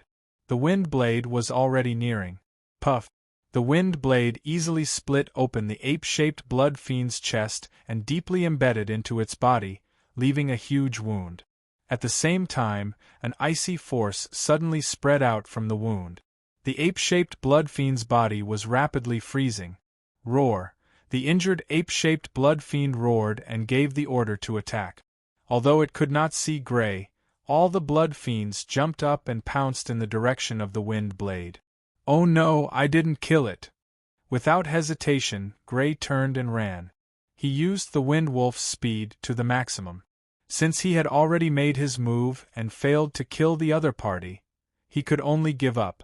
Although the ability to control the blood fiend's corpses was good, it was not worth risking his life for. Patter! However, after running for a few dozen meters, he suddenly heard a series of heavy objects falling to the ground behind him. Chapter 165. Seeing this scene, Gray, who had given up, hesitated for a moment before turning around and slowly approaching the blood beasts. He was on his guard. Once these blood fiends showed signs of coming to life, he was ready to escape immediately. However, even as he approached, these blood fiends still showed no signs of getting up to attack. He even kicked them, but there was still no response. These blood fiends, which were originally corpses, seemed to have completely turned into corpses this time. Having guessed this, he stepped over these blood fiends and arrived at the clearing in the forest. In the clearing, he saw that the ape-type blood fiend had already turned into an ice sculpture. It could not be any more dead. The wind blades at the beginning probably did not kill it, so it was able to send an attack signal to the blood fiends under its control. The reason why it died in the end was probably because the ice had spread all over its body. Looking at the corpse of the ape-type blood fiend, Gray speculated in his heart. After breaking open the ice and letting it melt, Gray filled an empty kettle with the blood of the ape-type blood fiend. I didn't bring a rune pouch. Looking at the blood flowing out of the ape-type blood fiend, Gray could only shake his head helplessly. His target this time was the remains, and he did not intend to hunt blood fiends. His original plan was to avoid blood fiends as much as possible. Therefore, he only brought wilderness survival equipment and did not bring a rune pouch. After putting away the kettle filled with the blood of the ape-type blood fiend, Gray could not help but look at the 7 blood fiends lying on the ground not far away. His heart was filled with pity. It's a pity that it has been less than 2 months since I last consumed the blood of a blood fiend. Otherwise, if I consumed the blood of this ape-type blood fiend now and obtained its ability to control corpses, I could immediately obtain an army of blood fiends. According to his observation during the day, including the wind wolf he killed, there should be a total of 9 blood fiends under the control of the ape-type blood fiend. In addition to the 7 corpses in front of him, there was also a yellow-haired blood fiend. It should be lurking by the stream, hunting for the ape-type blood fiend. In other words, if he obtained the ability to control corpses now, together with the corpse of the ape-type blood fiend, he would immediately have 9 blood fiends. One could imagine how much stronger his combat strength would be after obtaining 9 blood fiends. No, maybe it's not impossible. Gray suddenly thought of something. According to his estimation, there could be 2 reasons why he couldn't continuously consume blood fiend's blood. On one hand, it was the time interval between 2 swallows. On the other hand, it was the body's tolerance. He felt that the most likely factor was the body's tolerance. Indeed, it had only been less than 2 months since the last time he swallowed the Gale Wolf's blood and obtained a transformation. However, his strength had increased from an upper-level blood warrior to a ferocious blood warrior. The increase in his physical fitness had far surpassed that of a lower-level blood warrior to a middle-level blood warrior, or a middle-level blood warrior to an upper-level blood warrior. It had been nearly 2 months since his physical body had been strengthened by such a large margin. He felt that swallowing the blood of an ape-type blood fiend wouldn't affect his body too much. At most, his body would become extremely fatigued. Gulp, after figuring this out, Gray swallowed a mouthful of blood at the ape blood fiend's wound, which was still bleeding. He didn't look for another safe location. If there was one, it would be the safest place at the moment. As a blood fiend that controlled 9 blood fiends, it was certain that the ape blood fiend's territory was extremely wide. Now that the ape blood fiend had just died, the other blood fiends wouldn't come here for a short period of time. Therefore, this was the safest place. Whoosh! As soon as he swallowed the blood of the ape blood fiend, a scalding heat appeared in Gray's stomach and spread to his entire body. Gray felt as if he was being roasted over a fire. Sweat kept dripping down his body. In just a short while, his entire body was drenched. His head was dizzy and his entire body was crimson. He was like a seriously ill patient who had a high fever. He had lost all sense of time and his surroundings. If a blood fiend were to attack him at this moment, he wouldn't even have the strength to retaliate. Fortunately, such a thing didn't happen. Just as he had expected, the lair of the ape blood fiend was the safest place at the moment. After an unknown amount of time, his mind finally cleared up. However, what followed was extreme fatigue. Not only was it physical, but it was also mental. He was so tired that it was as if he hadn't slept for 3 days and 3 nights. Just like that, he fell into a deep sleep. The moment he fell asleep, he came to a conclusion. It's the same as when I consumed Hanhu's blood. It's a little too much. His strength had indeed increased significantly from an upper-level blood warrior to a ferocious blood warrior. However, it was still a little too much for him to consume 2 blood fiends' blood consecutively within a short period of time. In the morning, the sun shone on Gray's face.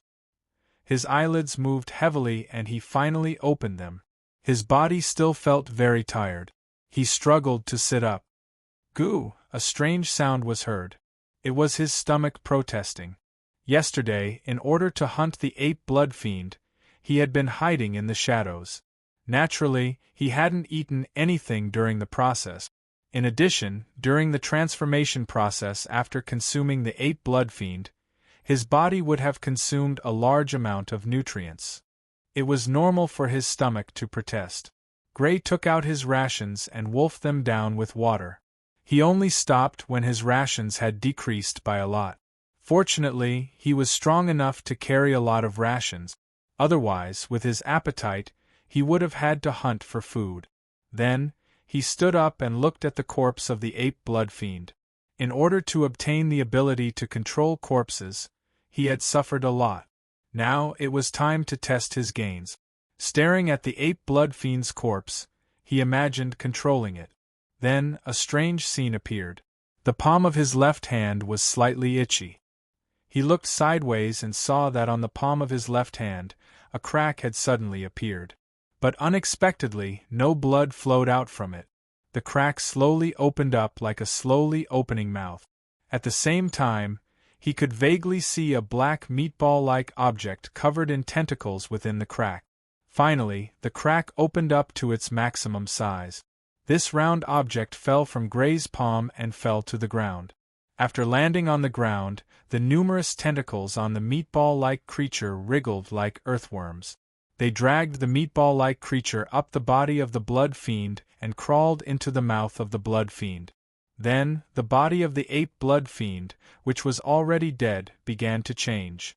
It trembled slightly from time to time, as if it had a nervous reaction. Clang! More than 10 minutes later, the tremors on the ape blood fiend's body disappeared. Then, the ape blood fiend opened its eyes and got up. The wound on its chest was still hideous, but it didn't seem to have any effect on it. At this moment, Gray felt that he had established some kind of connection with the ape blood fiend. He only needed to issue a command to the ape blood fiend in his mind, and the ape blood fiend would act according to his orders. Take 5 steps forward. He issued such an order in his mind. Then, the ape blood fiend lifted its legs and walked forward. Took exactly 5 steps. Squat down. Crawl forward. It was as if he was playing with a remote-controlled toy from his previous life. After manipulating the ape blood fiend for a while, Gray had a general understanding of the ability to control corpses that he had obtained from the ape blood fiend, as well as the blood fiends under its control. The blood fiends under my control don't have self-consciousness, but they have some simple abilities to carry out my orders. Gray discovered that the blood fiends under his control had the ability to carry out his relatively simple orders. For example, if Gray ordered the ape blood fiend to move the yellow-haired blood fiend to the stream, the ape blood fiend would find the yellow-haired blood fiend and move it to the stream.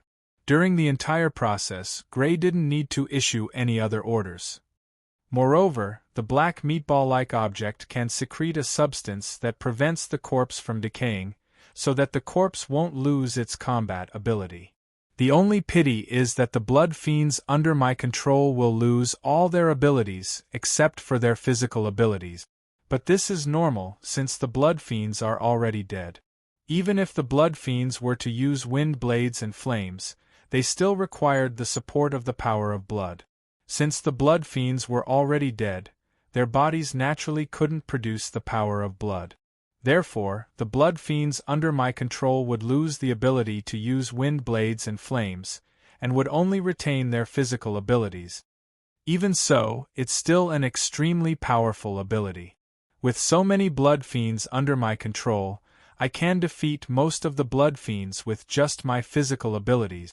If there are enough blood fiends, it's not impossible for me to fight above my level. Gray wasn't disappointed that the blood fiends under his control couldn't use their abilities. He went to the corpses of the 7 blood fiends and used the same method to control them. Then, he went to the stream, found the yellow-haired blood fiend, and controlled it as well. After taking a bath in the stream and changing into a new set of clothes, Gray set off to search for the ruins with 9 blood fiends in tow. 1 day later, in the morning. We should be there in half a day, Gray judged as he looked at the map in his hand. Gray kept the map and walked forward. After walking for about an hour, Gray suddenly stopped and looked down at the thing under his feet. It was a pile of black ashes, and there was some firewood beside it that hadn't finished burning. Someone camped here? And it should have been done in the past few days. Judging from the age of the ashes, this pile of ashes should have been left here in the past few days. If it had been left here for too long, it would have been covered by soil due to wind and rain. However, this pile of ashes was still in the same state as when it was burning. Therefore, Gray judged that this pile of ashes should have been left here in the past few days. Who exactly left this behind? Suddenly, Gray's expression changed as he thought of a possibility. This place isn't far from the ruins. Could it be that the person is heading there? He was at most 1 or 2 hours away from the ruins. At such a close distance, it was entirely possible that the person was heading there for the ruins. Moreover, even if the person wasn't heading there for the ruins, it wasn't impossible for them to bump into the ruins by chance. Thinking of this, he couldn't help but speed up. He couldn't let someone else get to the ruins first. Otherwise, the half a month's time from Sydney Hill to Oka Hill would have been wasted. After more than an hour, Gray was extremely close to the ruins. Suddenly, an angry roar of a blood fiend was heard. There was extreme anger in the sound, as if it had been provoked. The direction of the sound was in the direction of the ruins. Chapter 166. To prevent the blood fiend from causing too much of a commotion, Gray ordered the blood fiend to stay where it was while he sneaked over alone. After advancing cautiously for a while, Gray saw the ruins of a building through the gaps in the leaves. Collapsed walls, collapsed houses, and a building with a detached roof. It was a ruin of a building. Amidst the ruins, he saw the roaring blood fiend. It was a blood fiend with black fur all over its body. Its body was 3 meters long and its joints were thick. Its eyes were as big as a baby's fist. On both sides of its head, there was a curved horn that was as sharp as a machete. At this moment, the blood fiend was being attacked by 4 people. There were many wounds on its body, and bright red blood was dripping everywhere. If nothing went wrong, the blood fiend would be killed by the combined forces of the 4 people. It's them. Gray's eyes widened in astonishment when he saw the 4 of them working together to kill the blood fiend. These 4 people were the purple-haired girl, Sophia, and the rest who had traveled with him. How did they get here? How did they know about these ruins?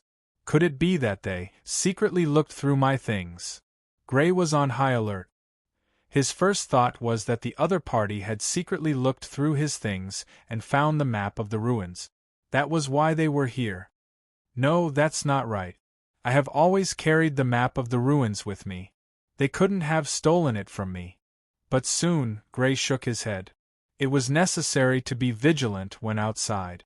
Hence, Gray always carried his money and the map with him. Even when he was bathing, they never left his sight. He did not think that the other party had the ability to sneak a peek at the map of the ruins without him noticing. Could it be a coincidence? But this is too much of a coincidence. Is this really a coincidence?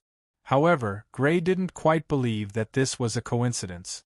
When he was in Fergus City, he coincidentally came to Oka City with the same caravan.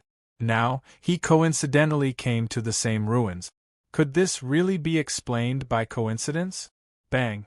Just as Gray was thinking about this, the battle between the 4 of them and the blood fiend had come to an end. With its neck pierced, the blood beast struggled for a moment before collapsing to the ground. It smashed into the ground of the ruins, causing the ground to tremble slightly. I didn't expect this blood fiend to be hiding in the ruins. If Miss hadn't discovered it, I'm afraid we would have been ambushed by it. The woman in the orange battlesuit said as she took out a rune bag to collect the blood. I wonder if anyone has visited this ruin before. The woman in the red battlesuit looked into the ruins. The purple-haired girl Sophia was about to speak when she suddenly frowned. She looked at the tree where Gray was hiding. Something's hiding there. Pring! As soon as she finished speaking, the brown-bearded man, Teresa, already understood. He stepped on the ground, and his body shot out like a cannonball. He suddenly appeared beside the tree, and chopped at the tree with his axe. He intended to chop down the tree and Gray, who was hiding behind it. The shadow ability actually failed. Gray was surprised and immediately jumped out of the shadows. He quickly unsheathed his sword and slashed at the incoming axe. Clang! The axe and sword collided. Then, Gray suddenly felt a huge force coming from the sword, and his whole body involuntarily retreated. He didn't know what kind of blood art the brown-bearded man, Teresa, had cultivated, but his strength was actually stronger than his frost tiger's. "It's you!" Sophia and the other two quickly ran over. When they saw that the person hiding was Gray, the woman in the red battle suit couldn't help but exclaim in surprise. Then, she immediately said with an unfriendly expression, "You followed us! Kid, why are you here?" The brown-bearded man, Teresa, who forced Gray back with his axe, also had a murderous look on his face. "That's what I wanted to say." Holding the magic sword, Gray looked at the four of them calmly. Although there were four of them, he wasn't afraid at all. After all, the 9 blood fiends were nearby and would arrive in a moment. "For this ruin, I specially came from Sydney to Oka territory. What's the matter with you guys? Why are you here? You want to say that this is just an accident? Do you think we'll believe you?" The woman in the orange battle suit snorted coldly. Gray frowned slightly. After thinking for a while, he took out the map of the ruin and threw it to the woman in the orange battle suit. "This is a map of the ruin that I got from a crack in a book." The woman in the orange battle suit reached out and took a closer look. The next moment, her face was filled with surprise. "It's really a map of the ruin." She didn't think that the map was fake, because the ink on the map was obviously left a long time ago. "How can there be such a coincidence?" The brown-bearded man, Teresa, looked at the map while on guard against Gray. His face was also filled with surprise. "Really? Young lady, look." The woman in the orange battle suit handed the map to the purple-haired girl, Sophia. The purple-haired girl took the map and frowned after looking at it. "You said that you got this map from a book. Who wrote this book?" "I think it's someone called Joseph. I can't remember his full name." Gray thought for a while and recalled that he had gotten this map for a long time. He couldn't remember the author's name. "Young lady, it really is a coincidence." Hearing Gray say the name, the woman in the red battle suit was astonished. "Could you please explain, where did you get the location of this ruin?" With confidence, Gray didn't show the slightest fear even in the face of 4 people. "We bought the location of this ruin from a man called Justin Johnson in the Sydney Marquis territory. According to him, this ruin was discovered by his grandfather, Joseph Johnson." The purple-haired girl, Sophia, said. "Joseph Johnson?" Hearing this name, Gray couldn't help but remember that the author of the book was indeed called Joseph Johnson. He only had a map and didn't bring the book. If they had secretly looked at his map while he was asleep, they shouldn't have known this name. It really is a coincidence? However, it was hard for him to believe that it was a coincidence. After all, it was too much of a coincidence. "Although I'm also very surprised by this coincidence, since we've met, why don't we explore this ruin together? What do you think?" The purple-haired girl, Sophia, looked at Gray and said with a smile. "Okay." Gray also said with a smile. From the purple-haired girl, Sophia's tone, he could tell that she was being forceful. Obviously, if he didn't agree, in order to prevent any accidents from happening, or if Gray found helpers to kill them on the way back, the other party would use some methods to force him to stay. However, he didn't mind. In fact, this was exactly what he wanted. The ruin was right in front of him, so he naturally couldn't just leave. As for the threat brought by these 4 people, he had 9 blood fiends, so he wasn't afraid. If it wasn't for the fact that he was worried about the power behind these 4 people, and that the blood fiends couldn't use their abilities and weren't as strong as normal blood fiends, he wouldn't have minded taking the ruin for himself. "Haha, young master, welcome to work together again." Putting away the battle axe, the brown-bearded man, Teresa, chuckled. "Yes, I didn't expect to have a chance to work together again." Gray also had a smile on his face. The first time they worked together was when they were dealing with the spirit. Therefore, exploring the ruin together was their second time working together.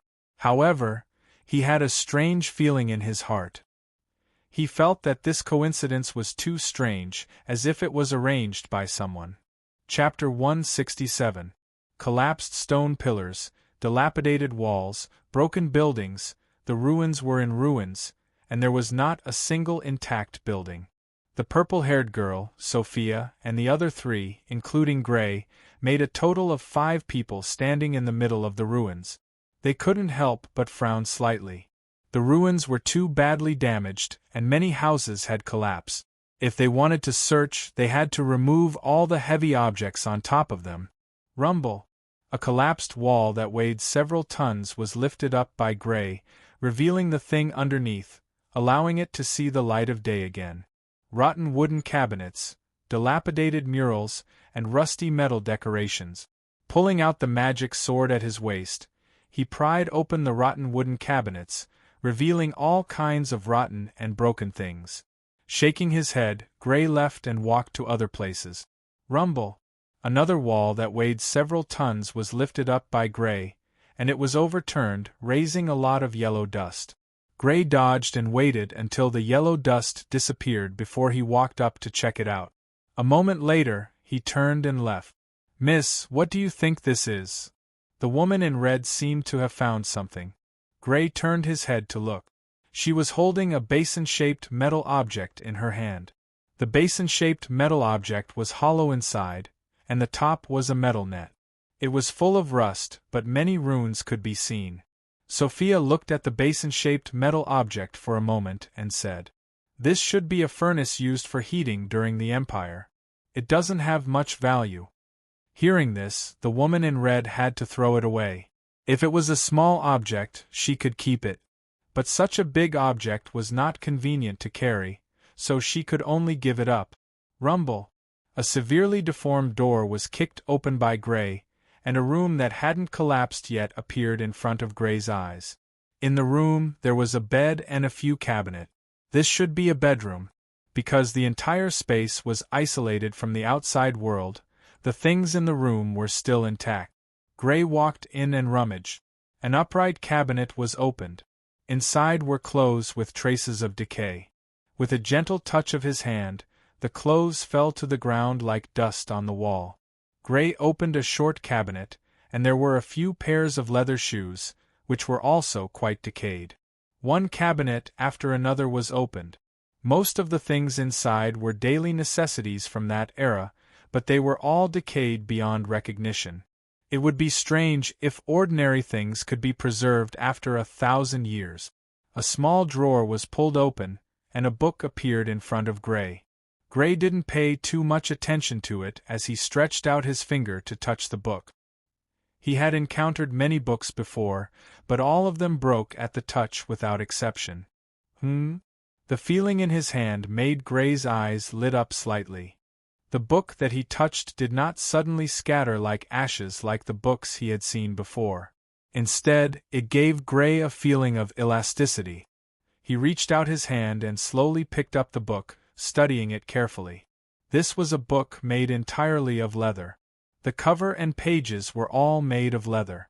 Not only that, the leather should have been specially treated. The books he had encountered before also had leather covers, but they were also decayed. Obviously, without special treatment, even leather could not be preserved for more than 1,000 years. Herculean Bull.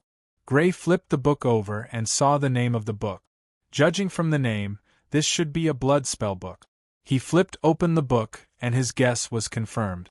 This was indeed a blood spell book, and it was a blood spell book with 3 sequences. In other words, through this blood spell book, he could directly cultivate to the barbarian level. I can give it a try. Although it was not the Wind Wolf sequence blood spell book that Gray wanted the most, it was still a blood spell that could be cultivated to the barbarian level. If he still couldn't obtain the barbarian level Wind Wolf sequence blood technique after reaching the blood berserker warrior level, he could give it a try. He could consume the blood of the corresponding blood fiend recorded in this book and cultivate the barbarian level blood technique. Gray put the book away and flipped through it again. After finding nothing, he left the room. Not bad, huh? Seeing Gray walk out, the brown-bearded man, Teresa, seemed to be referring to something. Although they were all rummaging through the ruins, they obviously did not stop monitoring Gray. The scene of Gray finding the blood spellbook should have been seen by them. Not bad. Gray looked at the brown-bearded man, Teresa, and replied indifferently. The brown-bearded man, Teresa, obviously thought that with the strength of the four of them, they would be able to kill him. However, the truth was not so. With 9 blood fiends, he was not afraid of them at all. Hee. The brown-bearded man was slightly dissatisfied with Gray's uncooperative attitude and said, "Looking at the thickness, there should be 3 sequences, right? A blood spellbook with 3 sequences, even the cheapest one would cost at least 100,000 gold coins. This is not just okay." "Really? So it's that valuable?" Gray's expression did not change, and he pretended to be surprised. The brown-bearded man's expression suddenly turned cold, and his gaze locked onto Gray. At the same time, Gray's expression also turned cold, and he also looked at the other party coldly.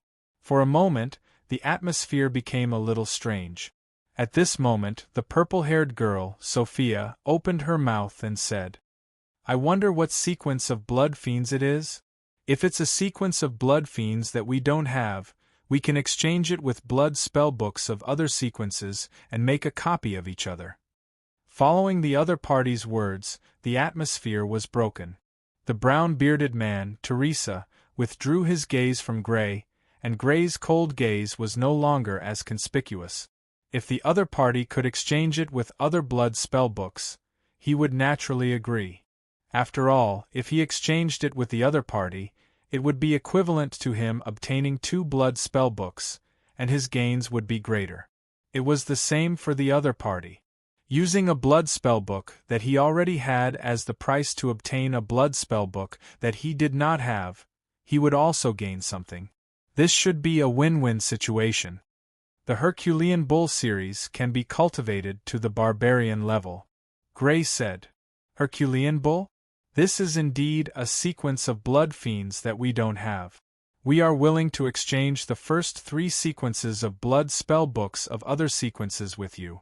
The purple-haired girl, Sophia, said, "Which sequence blood spellbooks do you have?" Gray asked. "The arrow porcupine boar, knife mantis, wind wolf, venomous bee, and tide turtle." The purple-haired girl, Sophia, said, "The wind wolf sequence?" Gray's expression did not change, but he could not help but feel delighted. The other party actually had the wind wolf sequence blood spell that he wanted the most. This was really a pleasant surprise. "I choose the wind wolf sequence," he said with a calm expression. "Okay, after exploring the ruins, we can make a copy of each other's blood spellbook." The purple-haired girl, Sophia, nodded. After the discussion, the 5 of them continued to explore the ruins. A few hours later, they explored from the front of the ruins to the back of the ruins. During this period, Gray, the purple-haired girl, Sophia, and the other 3 had some gains. They each obtained 1 or 2 rune items. Gray obtained a brooch-shaped rune item. After Sophia's appraisal, it was confirmed that this rune item had the function of a raincoat after it was activated. Bang bang bang! The brown-bearded man walked forward while knocking on the collapsed walls. In front of one of the collapsed walls, a smile suddenly appeared on his face as he looked at Gray. "Young master, come and give me a hand."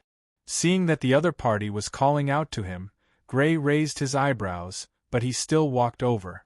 At this time, the other party was standing in front of a collapsed wall that was more than 4 meters wide and nearly 10 meters long. It was probably more than 10 tons in weight. "You lift the other side and we'll work together to lift it up." Seeing Gray walk over, the brown-bearded man, Teresa, who had already grabbed a corner of the wall, said. Gray nodded, walked to the other side of the wall, grabbed the other corner, and began to exert force with the brown-bearded man. With the 2 of them exerting force, the stone that was more than 10 tons in weight first trembled, then slowly rose up. Kaboom! With a loud noise, the wall was completely overturned. A large amount of dust rose up several meters high.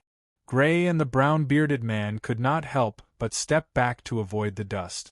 After a while, after the dust had settled, the two of them looked at the place that was previously covered by the wall.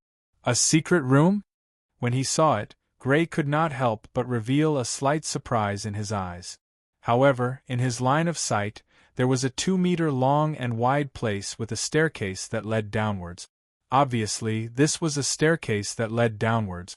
According to the style of this world's nobles, if there were no surprises, this should be the secret room of this castle.